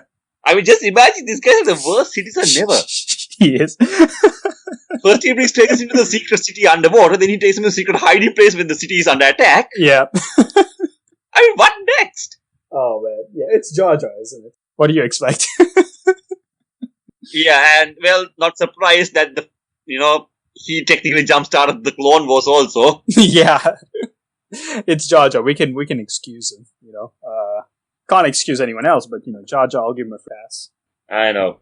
So, how did the Jedi kind of know, did the Force tell them that, the Gungans will join the fight? Because their entire little strategy would not have worked if the Gungans didn't join them. Not really. It was just their strategy to ask for help. Okay, they didn't know if it would work or not. The thing is, it wasn't the Jedi Council's decision for them to go back to Naboo, it was Qui's decision. Right, okay. What did the Jedi Jedi were just being protectors. Oh, Jedi just want to sit back and do nothing. Freaking lazy bastards. Exactly. Yeah. Now, for him, even Qui-Gon said, "I can only protect you, I can't fight a war for you." Yeah, that's what you need Mandalorians for. Exactly. Right. So anyway, this guy's acting as a protector, and if I remember right, the time they decided to split forces was when Darth Maul turned up, isn't it? That was correct. And also Darth Maul was already waiting for him. I think Palpatine already informed Maul to Jedi heading back. Yeah. And for him to be ready for them, don't seek them out, they will find you. Wait for them to come to you. Yeah. Yeah, that's exactly what Maul did. Yeah. Oh man, that entrance. So when the forces split, the Gungans went over to fight the droid army. Yeah. Thereby drawing the droids away from the city. Yeah. The Qui sneak into the city with the Jedi to capture Newt Gunray. Yeah. And on the way to Newt Gunray, Qui-Gon and Obi-Wan comes across Darth Maul again. Mm-hmm. Now, this was a point where, immediately Qui-Gon recognized him, pulled out the swords, they got ready. Why didn't everyone just shoot on reflex?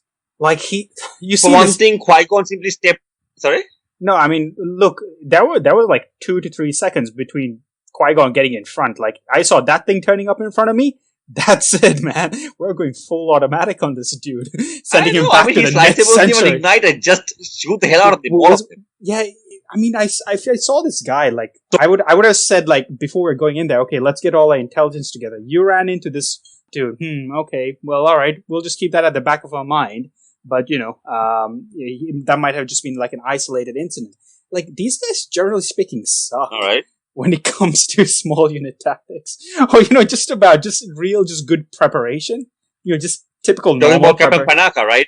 Yeah, no, I'm talking about most of the general, Star Wars universe. It's like, it's almost like if they had to fight, like, just even a normal infantry regiment, on just about any planet, like, they would get their asses whooped.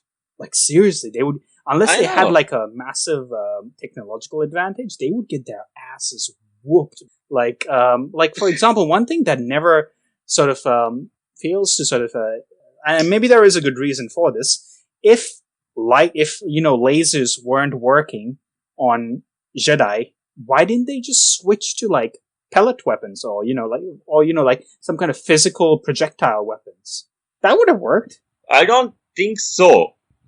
Why Okay, not? for one thing, it's not just a matter of lasers not working, it's a matter of any bullet wouldn't work exactly. Yeah, but at least they can't deflect it, isn't it? We know the reason they deflect it is because that bolt They is can't going to hit deflect them. it, they'll just, turn it to dust or something.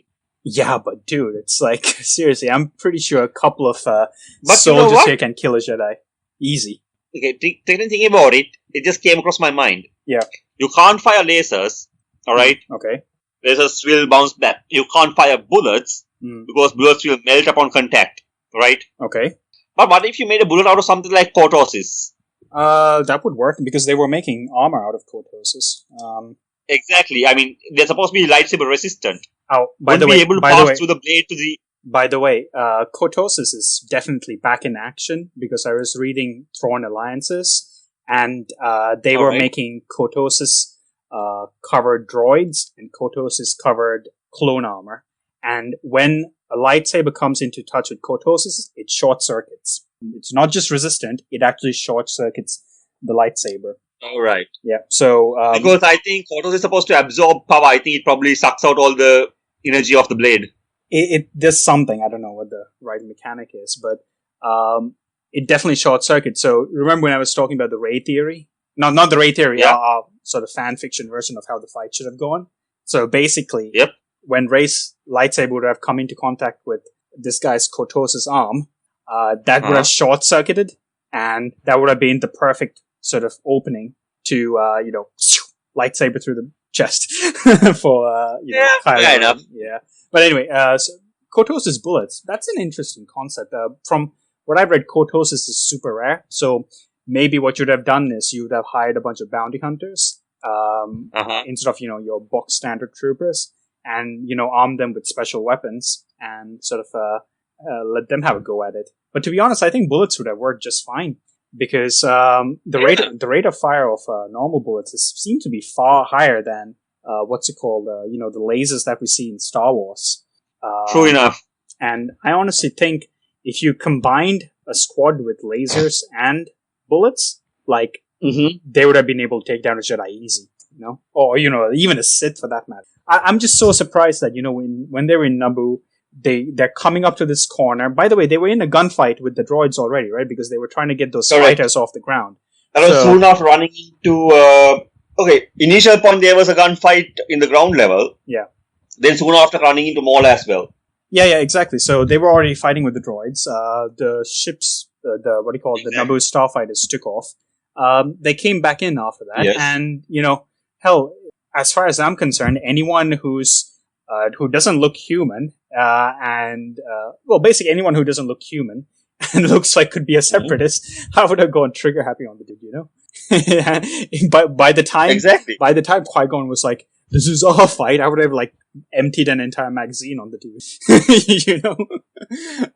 They had the numbers to finish him, right? And they had the two Jedi there. I would have just finished his. I think they are disciplined, maybe. No, I think they suck. Now, here's the thing. They were going in to attack any droid, mostly. Right. And then this guy gets in front of you, and you think he's good. Yeah, well, the guy with horns not so bad compared to battle droids, I guess. Man, I would have at least disabled the dude. Set to stun. Because we know they can't block stun blasts. Jedi can't block stuns. Well, he would have dodged it easily, I'm pretty sure. Maul, he's always ready for the fight. Yeah, but with the two Jedi in there, I think we could have ended the guy in 5 seconds. Anyway, that's just me. Anyway, story continues. I mean, I don't think he would have gone that easily. I'm pretty sure, would have been able to take him down, but he would have taken a good number of people with him.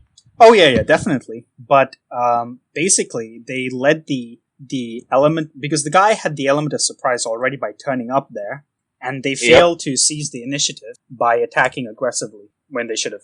And I don't think it was that. I think it was more of Maul giving a challenge to the Jedi than just attacking them. Yeah, so it's like he turned up there, challenge, and before the guy has time to process, you would have whacked the dude, Couple of thermal detonators and, a couple of stun blasts and, a few machine guns going off. We would have been able to handle him straight up. I mean, worst case scenario, suicide bomber.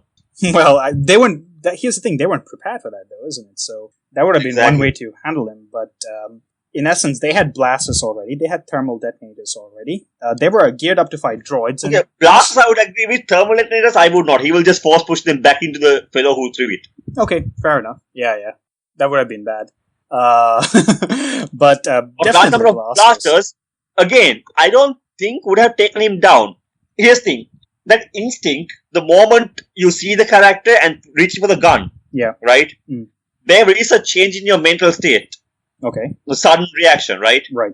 Now, Jedi is trained to sense for those traits. Yeah. So, the moment someone reach for the gun, Maul would immediately activate his dual-bladed lightsaber.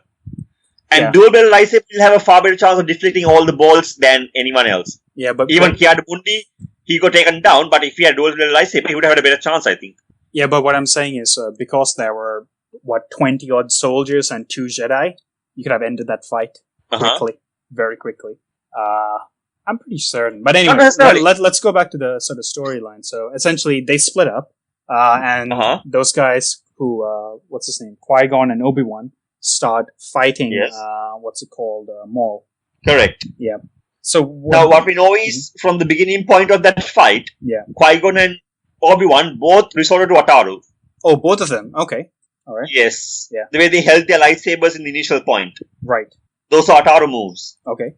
So, the idea is, we both know what Ataru means. You use the Force, do some high acrobatic stuff. Yeah. And they continued on fighting with that. Right. And they led the fight from the beginning itself. Yeah. Maul didn't attack, the Jedi did. Yeah. Maul was just leading them on further and further away. Yeah. Trying to separate them. Right. Oh, Maul was trying to separate them. Ah. I mean, he was kicking one person off, then fighting one person, and then kick the other person off, again fight the person. Yeah, yeah. Okay, great, yeah. So yeah, he didn't want to take down both Jedi at once. He was tactical. He wasn't just aggressive. Right, okay. So he was leading them away one by one. And at one point, he did manage to push Obi-Wan off, right? Yeah. So he kicked him and all the way down. Yeah. Correct. So there he continued on fighting with Qui-Gon. Yeah. And Qui-Gon was keeping up with it. Yeah. And then they got separated by the shields. Yeah. Inside the reactor room, I think. Right. Right? Yeah. Not reactor, sorry, the power control room. Okay, alright. So, anyways, wait. Yeah, they get separated by the shields. Yeah. And we see that, Obi-Wan is stuck in the furthest end of the shield. Just outside. And then Qui-Gon and Maul is separated by one shield. What we know is that Obi-Wan was stuck in the far end of the shield. Right, yeah. And Qui-Gon and Maul were separated by one more shield. Yeah. Now, in that point, Maul was continually taunting Qui-Gon. Okay. He was knocking his sword at the shield and everything. Yeah. At initial point, he just knocked the sword at the shield. Yeah. Once he figured he can't do that, like he can't get through, he just turned the lightsaber off and he was pacing back and forth, more of challenging. Okay, I'm waiting. Yeah. But in the meantime, Qui-Gon just sat down, got into meditating, and got his thoughts back together. Yeah, true. He was trying to collect himself, isn't it? Exactly. Okay. So, but the thing is, moment the shields were coming down, they both sensed it. Yeah. They both ignited their swords. Yeah. And so did Obi-Wan. Yeah. And then they all continued fighting again, whereas Obi-Wan was still trying to run towards Qui-Gon. Yeah. Now, at that point, again, they get separated. Obi-Wan stuck behind one shield, and Qui-Gon and Maul continues fighting. Yeah. Now, by this point, remember we said he has been using Ataru from the beginning, and Ataru requires the user to continue to draw on the Force. Okay. And that is supposed to have a negative reaction on you as well. It makes you tired. Right, okay. The continuous use of the Force. Yeah. And by the point that Maul managed to knock Qui-Gon on the chin and then stab him with the sword, his staff, Qui-Gon was already exhausted. Right, okay. From just drawing from the Force. Exactly. And like I said, Maul is a very aggressive fighter. Yeah, and he's also physically fit. So exactly. He basically doesn't need to use the Force as much as, say, someone like Qui-Gon to sort of augment his strength. He's naturally acrobatic and naturally strong. And he's just got the endurance, isn't it? Okay. Totally. So, at that point, Maul managed to stab Qui-Gon through his stomach, basically. I think through his heart it's supposed to be. Right. So, right after that, we saw Qui-Gon go down. Yeah. And then the shields come down. Obi-Wan rushes out. Yeah. Now, at that point, Obi-Wan saw Qui-Gon go down, and he already figured out at that point it was using Ataru. Who was using Ataru? Right? They were both using Ataru. He figured out Qui-Gon going down was because he was tired of using Ataru. Oh, right. Okay. And the moment the shield went down, he resorted to Form 2, if I'm not wrong, or Form 3. Which is? Full defense, absolute defense. Oh, right. Okay. Soresu. All right. Okay. Remember, I told you, Obi-Wan Kenobi, not known as the Master of Soresu, but the Master of Soresu. He was that good at it. Yes. From that point on, he had been continually using Soresu. Right. Okay. Exactly. It was kind of like, basically, if you don't get hit, you stay alive, therefore you have options. Yeah, so you go on full defense, and then you wait for the opponent to reveal his weak point, and the moment you get the chance, you go for it. Alright. Okay. Cool. Yeah. Only thing is, you have to have a good amount of endurance to carry on till the opponent gets tired. Yeah. So he switched to full Soresu, and then he started fighting Maul again. That's why he managed to fight somewhat efficiently until he again got pushed back by Maul. Right, okay. Yes. Now, there was an interesting part in this for me. You know how the Jedi in the new era uses force heal like it's the joke, right? yeah, sure. I mean, hey, people get hurt. Whoops! You're done. You're back to being healed. You don't even have a freaking scar anymore. Yeah, true. Right? Yeah. Now, there was one video where I watched where the guy is trying to justify the fact that, new Jedi can use force heal, but how come nobody else used it? Okay, alright. Even for him, it was like, even he himself says it's not that simple, but, for the sake of the story, let's just try to justify it. Oh, right, okay, yeah. Alright? Right. So, what we know is that both Rey's condition of healing, and then again, Baby Yoda's condition of healing, the situation, they were both immediately after the enemy got injured, the opponent got injured. Yeah. So, there would have been some time where they had, past critical moments to revive the person. Yeah.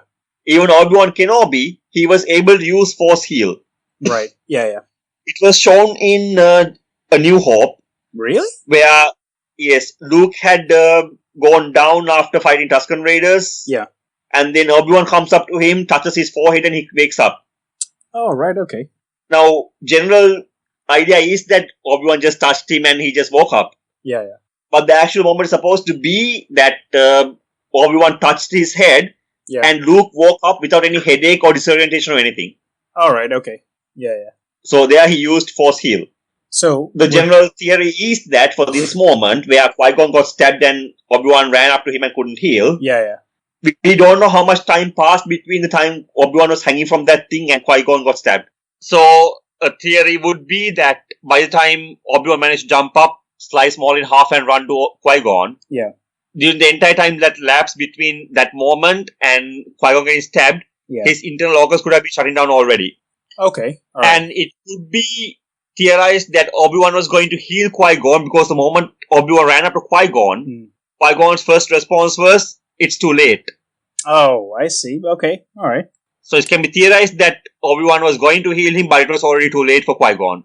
Yeah, because I'm just remembering, I could be wrong about this, but basically from the time that Obi-Wan got pushed, and he was hanging from that place, basically they switched to another scene, isn't it? Basically they switched to the space battle, if I remember Correct. Right. Okay, so the idea is we don't know how much and time... also the Queen Amidala's fight with the Gungan.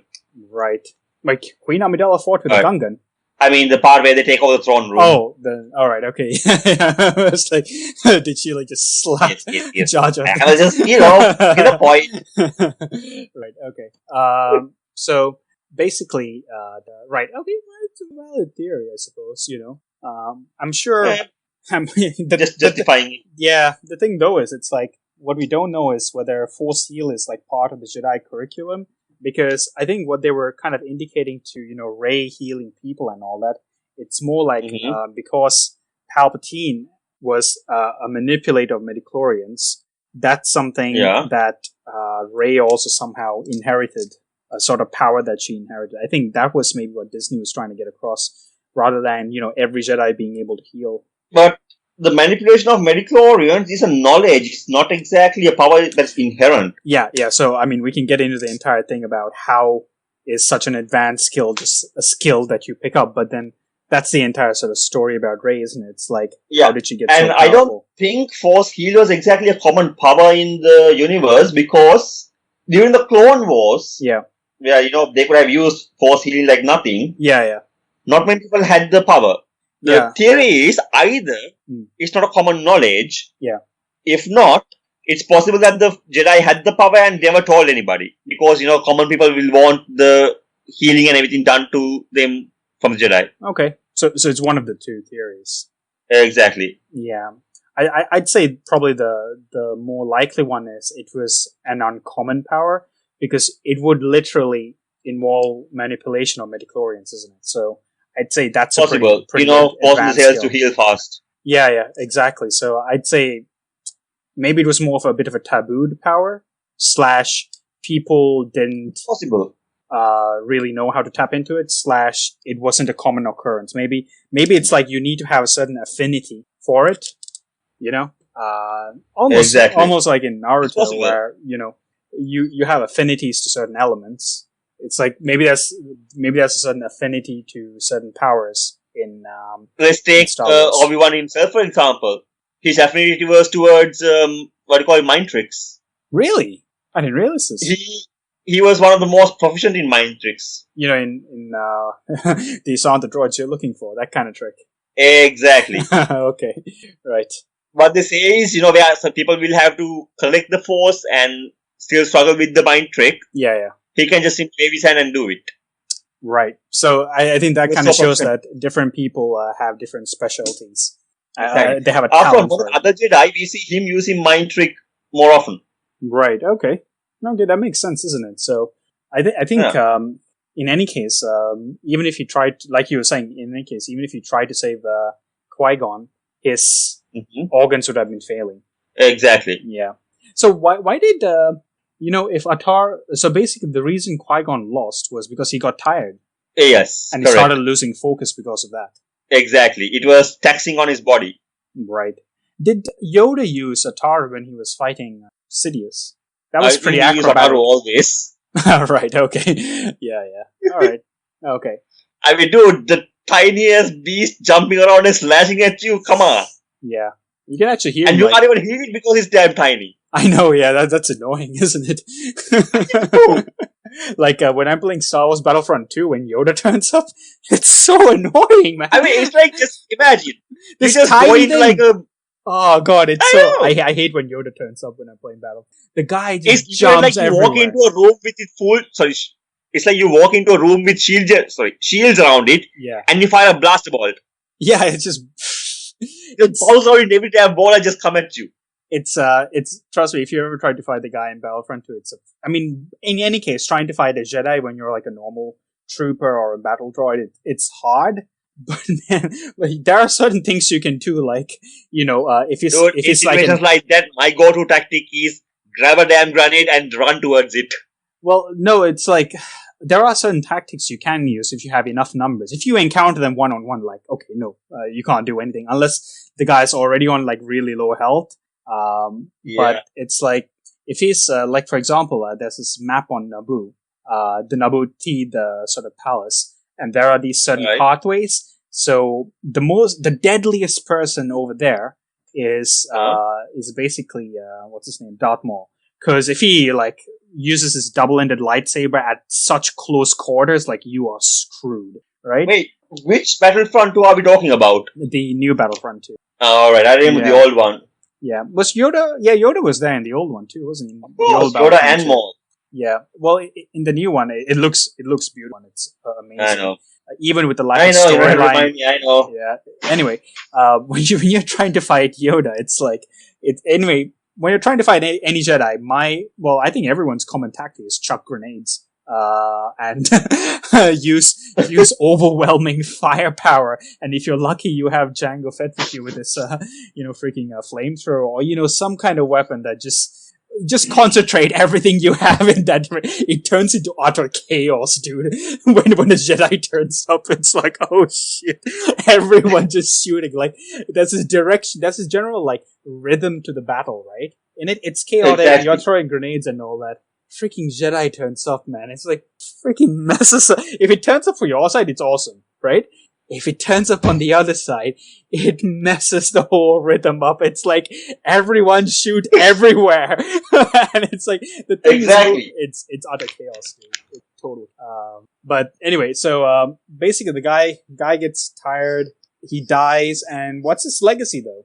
Now, after he dies, we all see his body being burned, and that was for the Phantom Menace. Yeah. After that, of course, it's through the Clone Wars, and then through the Whills only we see. Right, yeah. One of the time he makes appearance in the Clone Wars movies, even as a voice, was when Anakin ends up killing all the, sad people. Oh, yeah, sure. We hear his voice, isn't it? Yes. Yeah. Do we, I remember he meets Yoda in Rebels, doesn't he? He meets Yoda in, wait, what? I remember him talking to Yoda. That's not Rebels again, Clone Wars. Sorry, not Rebels. Clone Wars, the cartoon. Exactly. Clone Wars, I think season 6. Yeah, and then we see Yoda again. Oh, no, that's Yoda, not Qui-Gon. Okay. I think that was the last time we see Qui-Gon. Do we see Qui-Gon at the end of episode 6? I can't remember. The remastered one. I can't remember. Episodes, I don't recall. No, it was just, I think, Ben Kenobi, Anakin, Yoda. Yeah, I don't remember seeing Qui-Gon. I'll have to double check it again. But yeah. So, I think the weird thing for me is you have someone at the level of, Qui-Gon killed, and the Jedi for a good 10 years, I mean, do they take action after that? Like, do they send out hunting parties to, find out? Well, as far as I'm aware, they just know the Sith are back. I think they were just waiting for them to solve themselves again. Typical Jedi, aren't they? Freaking reacting all the time instead of taking charge. Exactly. It's really dumb, Jedi had lost target of what they were by that point. Yeah, and I think out of just simple, like, okay, what do we do? And it's like, okay, we should be proactive about this. Let's send out some of the meanest, baddest Jedi we know, and see what happens. Exactly. We have made more logic. Yeah, let's deploy Mace Windu, Let that guy loose. Yeah, it was. And after all, if they actually did the things right, and if Qui-Gon managed to train Anakin, I'm pretty sure they could have done the whole thing with much less bloodshed. Definitely. Yeah, definitely. Yeah, now, the Jedi always disappoint me. They always disappoint. Like, I know. So much things that could have been done didn't get done, quite simply because, I mean, for me, it's them not being proactive, and them just following tradition. Exactly. And they fail to realize that times had changed, and their blind adherence to... And so have their traditions. Yes, well, no, their blind adherence to tradition was a predictability that an enemy could use against them. True enough. It's like they know all their moves. But the thing, what I was saying was even the traditions have changed, like the midichlorian count in younglings. What do you mean, midichlorian count in younglings? I mean, checking the blood midichlorian levels to take recruits. What's wrong about that again? Again, they're not following the will of the Force. Oh, yeah. I mean, yeah, they're already not following the will of the Force. We know that they kind of screwed up over there anyway, isn't it? But exactly. I'm just saying, like, even if you were to do that, there was some very basic things. And, I think the reason that they failed to realize it is because they were so, what's it called? They were so used to their way of doing things. They were basically just blinded by their traditions, which is why they couldn't take effective action. They were already too connected with the Republic. Yeah, definitely. That was the problem. Yeah, true. Oh, their focus was divided. Yeah. So, is there anything we haven't really covered about, what's his name? Qui-Gon Jinn. Qui-Gon Jinn. Is there anything? I think we covered practically all of Qui-Gon Jinn up to the point of his death and even afterwards. Yeah. We all know that he was the first to come back from the Netherworlds. Mm. In this case, what it means is the afterlife. Right. And we know he guided Yoda to gain the knowledge, and in turn, Yoda passed it to Obi-Wan. Yeah. Did we... And we also know that, like I said, when Anakin attacked the Sand People, Qui-Gon was watching already. Yeah. I think he had already figured out his way back. Right. I think far before Yoda it was shown in the Clone Wars where Yoda came across Qui-Gon. Yeah. During Clone Wars, that was the first time that Yoda heard Qui-Gon's voice. Right, okay. Although I don't think he recognized it. Right. Do we expect to see Qui-Gon turn up anytime? Possibly as a Force ghost. As a Force ghost. There's no... I mean, I would be very much happy if he did turn up as a Force ghost in the future to another Jedi, a new generation Jedi. Okay. To explain what the Jedi were supposed to be. Right. Okay. As opposed to what they were during the time of the Clone Wars. Yeah. Do you reckon, what's his name? Luke Skywalker had ever been in touch with Qui-Gon? Possible. I wouldn't say impossible. Right. Because it is his father's, recruitment dude. Exactly. Hold on, let's check it out. Okay, I don't know, there are YouTube videos saying Qui-Gon appears to Luke remastered. Could be just fan stuff. Oh, right, okay, yeah. I don't think they met. Right. I think it was more of how they are more or less similar. Okay. For example, he was supposed to be the first true Jedi after generations, right? Yeah, that's right. Someone to follow the will of the Force as the Force intended it to be. Yeah. So, yes. It would have been nice if he did somehow turn up, because, we obviously had Yoda, appear to him. I think Liam Neeson's still around, so, you could do something with with the Qui-Gon character. Maybe not jumping around and fighting, but, as a voice or Force ghost or something like that. I think Disney should seriously consider bringing him back. They should. I mean, they brought him back for Clone Wars. They should bring him back. I think Dave Filoni brought him back for Clone Wars. Yes. But yeah, let's just hope that we don't need to make the distinction going into the future. I really hope they keep people like Dave Filoni filming these stuff in the future. Yeah, I heard George Lucas is taking more charge now, so that's good. That's actually very good. The guy, Jon Favreau... They lost sight of what Star Wars was supposed to be. They had people who were not... They had people who were not fans making the movie. Exactly. Plain and simple. Nothing wrong with that, though. It's nothing wrong bringing in new talent. That's the thing. They did a wonderful job with Clone Wars. Yeah. And look what they did to the movie. What, the Clone Wars movie? Oh. No, I mean the Star Wars movie. Yeah, that's true. Well, I suppose it'll always be a mystery as to what actually happened, but I think the future's bright. Let's just hope none of those 3 people die. That would be a freaking disaster. I know. Because those guys are getting kind of old, aren't they? How old is George Lucas? Hopefully not too old too soon. Yeah. I can't remember how old George Lucas is, but he's been around for a while now. George Lucas. Maybe forever. Yeah, definitely. I mean, I don't care if he dies, that is come back as a Force ghost. Yeah. Oh man, he's been around for a while. He's 76 years old. Yeah. Well, let's just hope the billions of dollars, his net worth is $5 billion, so let's hope that protects him. Money can protect you up to a certain point. Yeah. They're coming out with new technology every day. Maybe we can write his mind into a disk like you said earlier. Yeah, you know what? I really hope that technology does come online. I wouldn't mind it. Hell yeah! Forever like that? Yeah, that kind of technology. But here's the thing, though. Still, the nature of the nature of humanity is that power structures always exist. So what you get is a case where basically sometimes people, in order to pay off debts, their discs are removed and put into another body, and they are made to work to pay their debts off. All right. So it's like it's not the utopia you think it is. And when you see the altered carbon situation, you'll still realize that, well, it's just what we have on Earth, just newer technology. And I think that's a good summary of, I suppose, humanity. The tools have changed, but human nature, for the most part, has just remained the same. I don't think we've really changed. It's not going to change anytime soon, man. No, I don't think so. In the grand scheme of things, we're how many? Maybe 25,000 years old? And I know that sounds like a lot, 10,000 to 25,000 years. But in the grand scheme of things, that's not much at all, I don't think we'll be here for 25,000 years. Yeah, it's interesting. We'll have to see how it goes. I'm pretty sure we would have destroyed ourselves by then. Sorry, we would have what? Or we would have made Earth uninhabitable that we'd have to move out. I think we need to evacuate from Earth long before that. Yeah, we need to. And then fuck up the next planet we go to. Oh, the universe is a big place, so I don't think we'll ever be able to use up all of it. With limited resources, okay, as for Thanos. What do you mean? The universe is finite, its resources are finite. I think he's wrong. The universe is pretty damn big. He needs a faster I ship. think just bought that point in for the Avengers movie. He needs a faster ship. That's what he needs. No, I think the universe is big enough. I think the real danger is that we wipe ourselves out.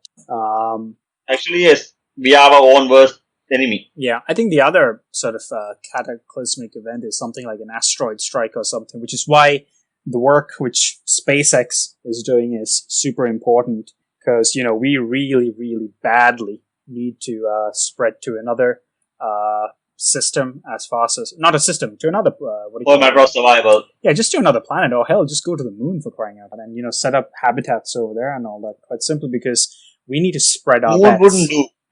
Moon would do. It's a good start. From the moon, we go to Mars. Not necessarily. Why? Minimum atmosphere. Yeah, no, I'm talking about habitats. Would be a hard place to maintain. Any place within our solar system would be a hard place to maintain. I think the nearest Earth-like place is a couple of light years away. So I think last one was 40 light years away. So even if it was 1 light year away, we don't have FTL yet. So it's going to take us a very, very, very long time to get that. 1 light year, it'll take us about, I don't know, several thousand years to get to as it is. Yeah, it depends what we use, isn't it? And there's the entire fact that if you accelerate to a certain speed, you also need to decelerate. Here's the thing. I don't believe superluminal speed is possible. Based on the current physics. Yes. But physics based evolves. on physics. No, the problem is, it's like we had a theory of what physics was, say, 200 years ago. We had a new understanding of it 100 years ago. We had another new understanding of it 50 years ago. It continually evolves, Our understanding evolves. It evolves based on what we observe, right? Yeah. So from the things we have observed, what we know is absolute speed of light in a vacuum is this, 3 to the power of 8. And that is the maximum speed anything else, any other radiation has ever reached. So unless we are talking about something beyond physical and energy, like matter and energy, I don't think anything can actually reach superluminal speeds. Well, I don't know. I don't know much about physics anyway, so... Only thing we know is that energy moves at the speed of light in the vacuum, no matter what energy.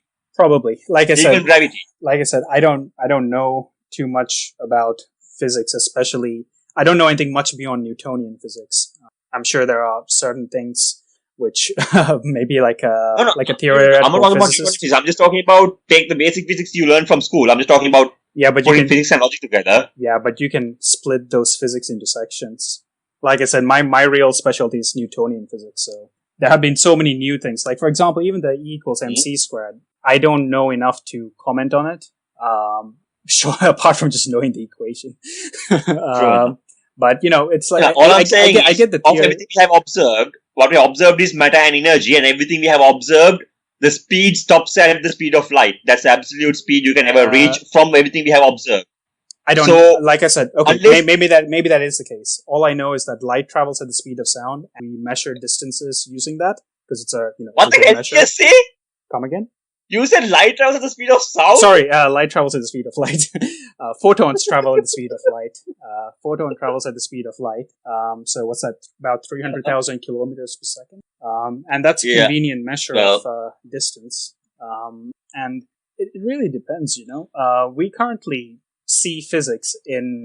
We currently have an understanding of physics we use to interpret whatever we see. There's no saying that, 10, 20... 50, 100 years from now, we get a whole new understanding of mechanics of how this thing works, right? And that's what I'm also trying to say. That is, either it has to be a material that is beyond energy and mass that can reach superluminal speeds. Either that, or the only option will be wormholes. Like I said, I don't know about this thing that much, so I've been going into this thing in depth, wormhole, space travel and whatnot. I've been addicted to it for a while, so I'm just saying from what I've seen. I'll just let you and the physicists figure that out. But I think... Just let the physicists figure it out and let me comment on it. Yeah. What I would say though is that I think colonization of the solar system is a very feasible thing to do. Expensive, but feasible. I think before the end of our lifetime, we'll definitely see habitats in Mars, by 2050 time frame, definitely, True. And I honestly think, if he like, how back in the 60s and 70s, if he maintained that momentum, we could have definitely had a moon base by now. But, obviously, I don't know why we sort of rolled back, but it's taken us quite a while even to get to this point again. I suppose everything comes down to economic feasibility, In the end, everything runs on money, It all depends on the billionaires. It all depends on the money, yeah. Because there are plenty of billionaires who are not doing anything about it. And I think I know. I know a lot of people complain about, how... It reminds me of a meme I read. What's that? So many billionaires on Earth, and not a single one of them decided to be Batman. I think there are far more effective ways to achieve Batman's outcomes than being Batman. I know. Good enough. So I think they're a lot smarter about it. But I think we'll definitely see colonization at least up to Mars before the end of our times. In terms of the key thing is, it's like, so if you look at why SpaceX has been able to achieve their dollar per payload figures, it's quite simply because they made a large part of the rocket reusable. That was what they had to crack, right? They also started doing a lot of the manufacturing themselves, just so that a lot of the money wouldn't just get lost in the supply chain. They still obviously have their own supply chain, but they found a way to reduce their dollar per kilogram. Now, I personally think the next great innovation is going to come from being able to manufacture things first in low Earth orbit and the moon. Because the good thing about manufacturing things on the moon is that the materials for it can most likely be mined from the moon itself. We might still have to ship a few materials from Earth. Maybe there are some things we can't get on the moon. Who knows? I don't know. But I think with 1/6 the gravity and the fact that, the moon is an untouched resource, that is the perfect spaceport to sort of, really colonize the rest of the solar system in an economical fashion. It's why, like, I know, I don't know if have you watched Netflix Space Force? No. It's quite recent. It actually, I think, came out about 2 days ago on Netflix. But there's this time where this American scientist and a Chinese scientist is trying to communicate, and it's like, we got there first, and and then the American scientist, because the storyline is basically China establishes a moon base, and they go to the moon. But then the American scientist is like, well, did you hear about this thing called Apollo program? And then the Chinese scientist is like, well, we don't know whether that happened. And there's this thing called green screens. And, it's like they get into a fight about it. But, getting what I'm trying to get at is, I think it's less important who gets there first. Because there's like a bit of a space race to get to Mars because of, national pride and kind of stuff. I know. I think the Dude, I don't get it. What the heck is with the national pride? Why can't they just be, pride for the freaking humanity? Well, yeah, that would be... the whole Neil Armstrong shit? One step for man, one giant step for mankind? I think it comes from being able to control resources. And when you throw national pride into anything, it becomes a good way to galvanize the population. Put it this way, Kind right? of useless. You do know that apparently the flag that's on the moon, it's supposed to be white now. Probably, yeah. Apparently UV rays from the sun is so harsh that it would have burnt the paint off. Okay, yeah, but what I'm saying though is that flags carry symbolism, isn't it? Yeah. You can... Right now it's flagging out, we surrender to the aliens coming to invade us. Oh, because it's white. Exactly. It's like... Yeah, maybe the white flag bites and the aliens already come for us. It's like, we're coming to surrender. It's white flag. God damn it, I was looking for a good gunfight. God damn humans. And then when the humans start shooting back, I was like, what? But I told you surrendered. That was a white flag. Oh, man. Yeah. But I think, to me, the entire thing is comics. It's you can come up with super fancy innovations, and you have to do it. You have to invent things, even if they're costly. And a lot of people don't see the benefit of it because they're quite short-sighted. And I don't mean that in a bad way. It's like when you have mouths to feed, it's like the future of humanity is, less of a priority than having to feed your kids right now, isn't it? So there are. I want to space flight.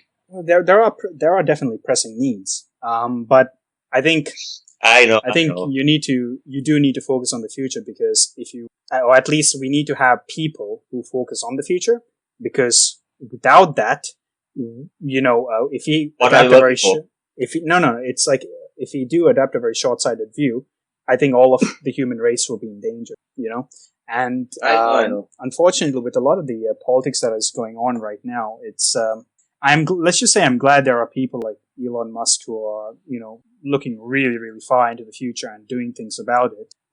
I think, But Elon Musk is crazy. In what sense? Sorry? In what sense? Have you seen his new kid's name? Well, I don't think he really cares about what other people. Is that crazy? Is that crazy, or is that being powerful? What's the difference? or is that... He's different. I'd say he's different. Happy? Yeah, he's different. Yeah, he's always been different, and I think his difference has actually benefited humanity. I like Elon Musk. Yeah, his difference has benefited humanity. While we've seen people who've taken it the other direction, hasn't it? Where the difference hasn't benefited humanity. So I think it's good that there are people like him. But in terms of... Take Steve Jobs, for example. What about him? Dude, I still don't see the worth in all the products he releases out. They're expensive, but I mean they're too expensive. Much technology they can do with, but they just focus on the rich. That's their business model. In the end, you got to understand that they're a business and they're there to make. I know. Right? So, like I said... They're not a charity. Like I said, compare Elon Musk with Steve Jobs. Yes, but... Because of the difference. What Elon Musk is doing is, he's not a charity either, So basically, he said that the reason we need to, do all these satellite missions is so that we earn money so that we can go to, Mars, right? So it's not like he's running a bad business model. He's got a really good business model, and he's got the innovation and the technology and the workforce and the material to sort of, back it up. I think and the thing is, he's not naive about it. That's the key thing. Yeah, I think a lot of people are naive about it. It's like, billionaires. Did you ever see an interview between Elon Musk and Jack Ma? I didn't.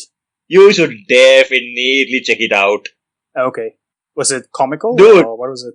It's comical as hell. You should see Elon Musk's face every time Jack Ma answers a question. Okay. I'll definitely check it out. But Jack Ma's story on its own, it's a pretty damn good story.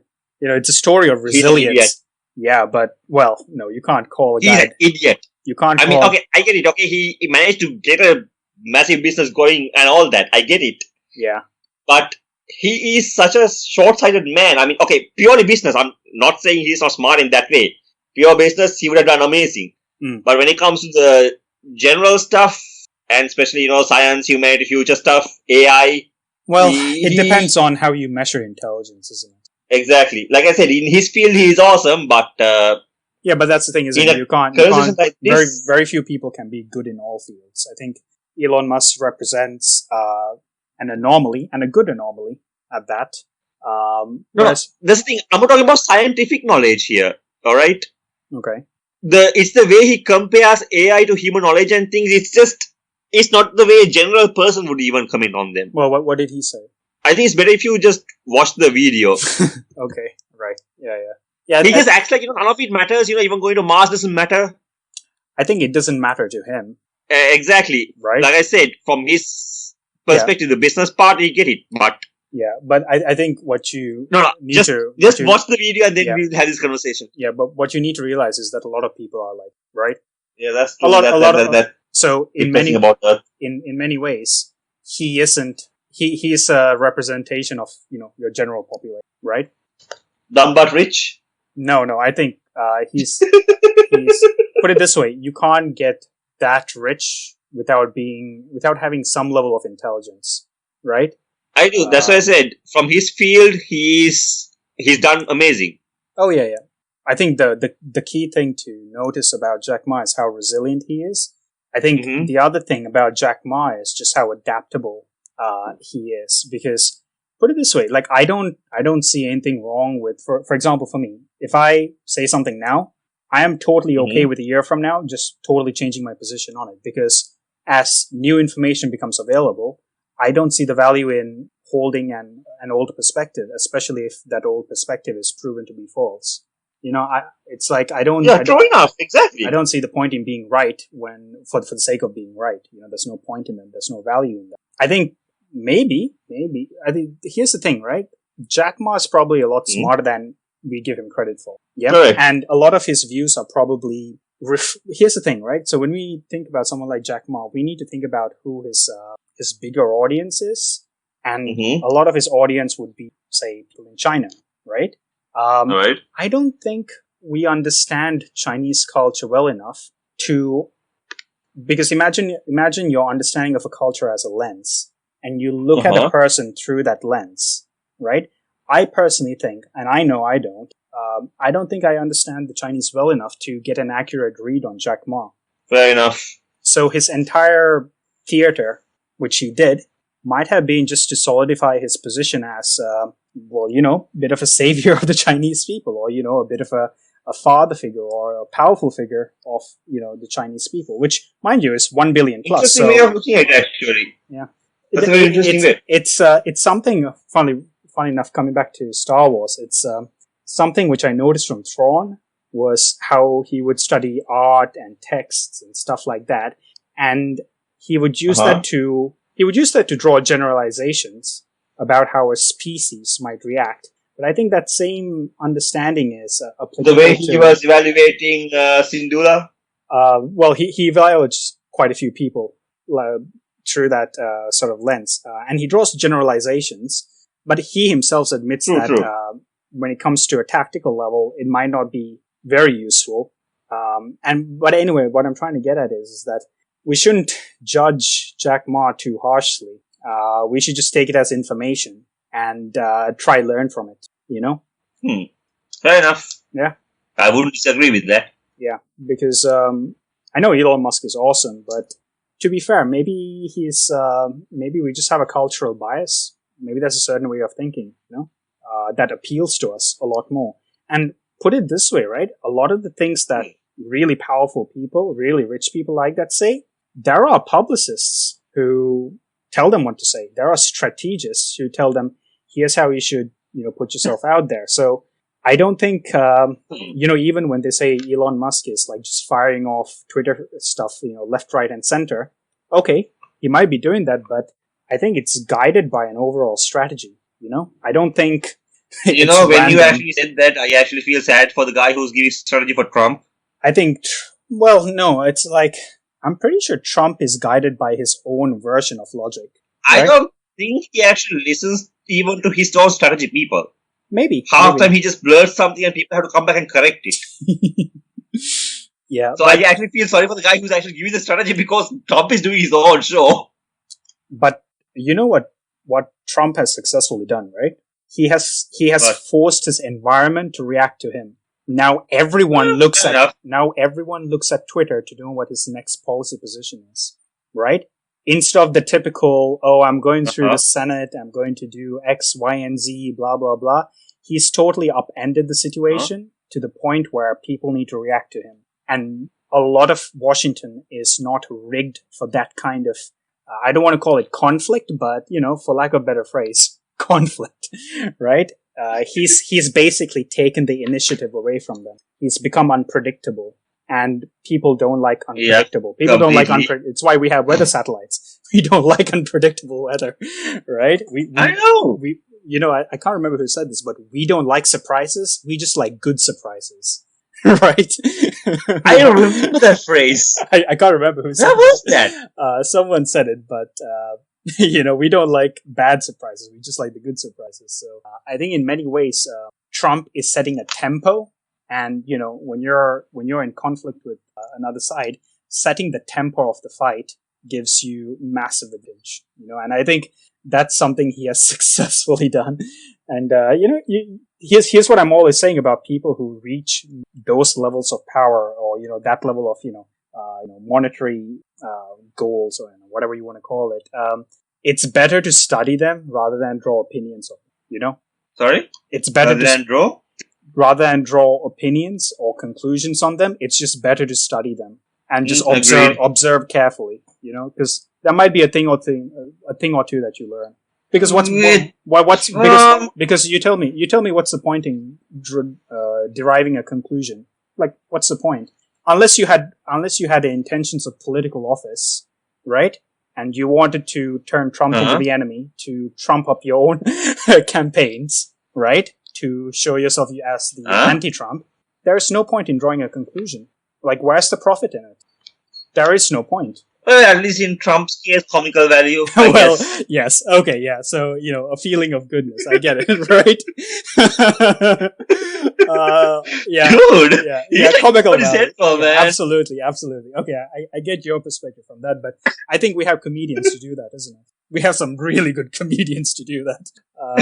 So I think I just leave that job to them, and I'd rather try see what other people don't see. I think that's where you have the real value in things, isn't it? I know. Because what's the point in seeing the same thing other people see? You might as well just read a book or, watch a video. You kind of want to spot the thing that the other people don't spot, because that's what gives you the tactical advantage, isn't it? Exactly. True.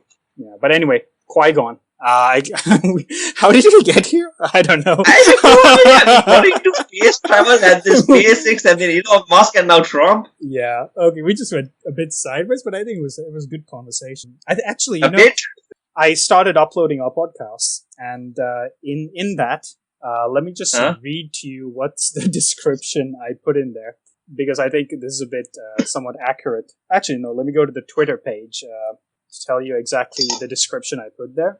And it is giant meld of commentary on sci-fi, movie reviews, philosophy, and current events, ... but mostly sci-fi. I think that somewhat captures what we've done, isn't it? Dude, actually, can you send me that description to me? Yeah. In fact, if you just go to the Twitter I wouldn't mind putting that up on YouTube and the group channels. Right, okay.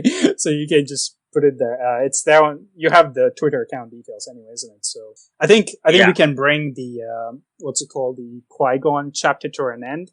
And I think what we would actually ask the fans is, because I'm sure there are a few people who have read everything on Qui-Gon, if we missed anything, just point it out to us, I mean, I'm pretty sure we have reached on plenty, because even before Phantom Menace, there was plenty of backstory for him. We just didn't have all the details with us at the moment. Yeah. So for the next whatever episode, we missed, go ahead and leave a comment. Yeah, absolutely. We'd love to hear from you guys. And the thing is, I've actually started putting the content online now, because previously what we've been doing is we've been recording it, and we've just been figuring out how to do the entire podcast thing. But now it's starting to roll out. Essentially, what are we going to do for the next episode? Are we going to do Darth Maul? Or should we do a light side user? I think we go with Darth Maul. Because I'm just sort of counting. So, the first episode was, I think, what was it? It was about, it was general Star Wars stuff, lots of stuff. And then basically we had 2 episodes on Darth Sidious. And there was another episode on another thing. On Qui-Gon. Yeah, and now one on Qui-Gon. Do we balance it with something, or do we go dark side? Because dark side's more fun. Well, tell you what. Mm-hmm. Sorry, what were you going to say? No, go on. You go ahead. No, I was going to say we can either continue with Maul. If not, we can continue with Windu, Yoda. We have other characters. Yeah, I think we should do Maul. I think Maul would be a really good one, and I think this is episode number 5. Yes. Yeah, this is episode number 5. Considering that we have had more of Maul recently, I think Maul would be a good conversation to have next. Okay, all right, then we're going to do Maul. That's going to be, because this is episode number 5. And we do have a lot of story, from backstory to his time in the Clone Wars. Ah, yeah. Man, Maul is a big topic, isn't it? I think, exactly. We do Maul, and then after that we do Obi-Wan. Ooh, yeah. I think it... maybe no. We need to save Obi-Wan for after, because Obi-Wan has a lot more story than Maul would, right? Really? I don't know. I mean, Maul dies on Tatooine, fine, but then again, Obi-Wan being the one close to the Chosen One. Yeah. And then the one to train the Chosen One's son. Okay, fair enough. Yeah, that makes sense. Yeah, it's a long story for Obi-Wan, isn't it? Exactly. But we can try someone like either Yoda, if not Windu. Yeah. Well, tell you what, next episode, let's just do this guy who... Darth Maul. Darth Maul. Yeah. Alright. Coolio. Anything else you want to say to the fans? Now, as of... I'm not sure when this will be uploaded, but today is 31st of May. Yeah. And the first video of Clone Wars review, Grumpy Critic review, will be going up online tonight on YouTube. So along with this and some other podcasts, we'll be putting the link up for you. So just go ahead and check it out. Yeah. Let us know what you think about the review. Yeah, so we got multiple channels now. We've started using Acast for our podcasting, but it should be hitting iTunes and Spotify and SoundCloud in somewhere within a week. So probably by around 6th of June or so, these episodes should be online. And what I'm going to do is I'm going to upload the first 4 episodes because this one's going to take a bit of time with, some of the editing and stuff we're going to have to do. But the first 4 episodes, I'm hoping they'll all be out by the end of next week. If not, at least the very first one should be online by next week. And so then after, you should be able to see the Grumpy Critic podcast on things like iTunes, Spotify, SoundCloud, etc., or whichever platform you use. If there are any platforms you're seeing it not appearing on us that you use quite regularly, just let us know. And I'd say there are several ways to actually get in touch with us, isn't it? You could get us on our Twitter channel. You could get us on our Instagram channel, and I think you also set up a Facebook. We have actually set up a profile on Instagram as well as Facebook. We have a Facebook group as well as a page. Yeah. So go ahead, join up with us, and let's talk. Yeah, I think what I will do is on each of these channels, like for example, on the Twitter account, we'll include links to our Instagram and Facebook, and obviously to the YouTube channel. And obviously in the YouTube thing, you can put comments there, So I think, of course, one of the other things Acast has done is they've actually created like a bit of a mini website for us, which is quite nice. It's very basic, but it's quite good. And what I'll do is I will put all our links over there. Exactly, and I will pass on the Instagram and the Facebook links as well. Yeah, exactly. So there are multiple ways to sort of get in touch with us. With both positive and negative feedback, we're totally cool with it. But Absolutely. Other than that, it's like, on to the next podcast. Anything else from you, Zach? Sam, not Zach. Yeah, I think you're pretty much safe. So guys, just check this podcast out, check out the video reviews, check out the web pages, get in touch with us, let us know what's missing, let us know what you'd like to see more, give your opinions, give your criticism, both good and bad, and hit a like on the way out. Yep, that's it, because it really supports our channel. The more subscribers and likes we get, the better it is for the channel, and we can absolutely continue doing more and more of this stuff. Okay, that's it from me. Guys, thanks very much for listening. Exactly, and Dexter, thank you very much for having us all over. Yeah, no problem, man. It's great. We should have started this way earlier, but I'm glad we finally made a start. All right, man. That's it. See you guys.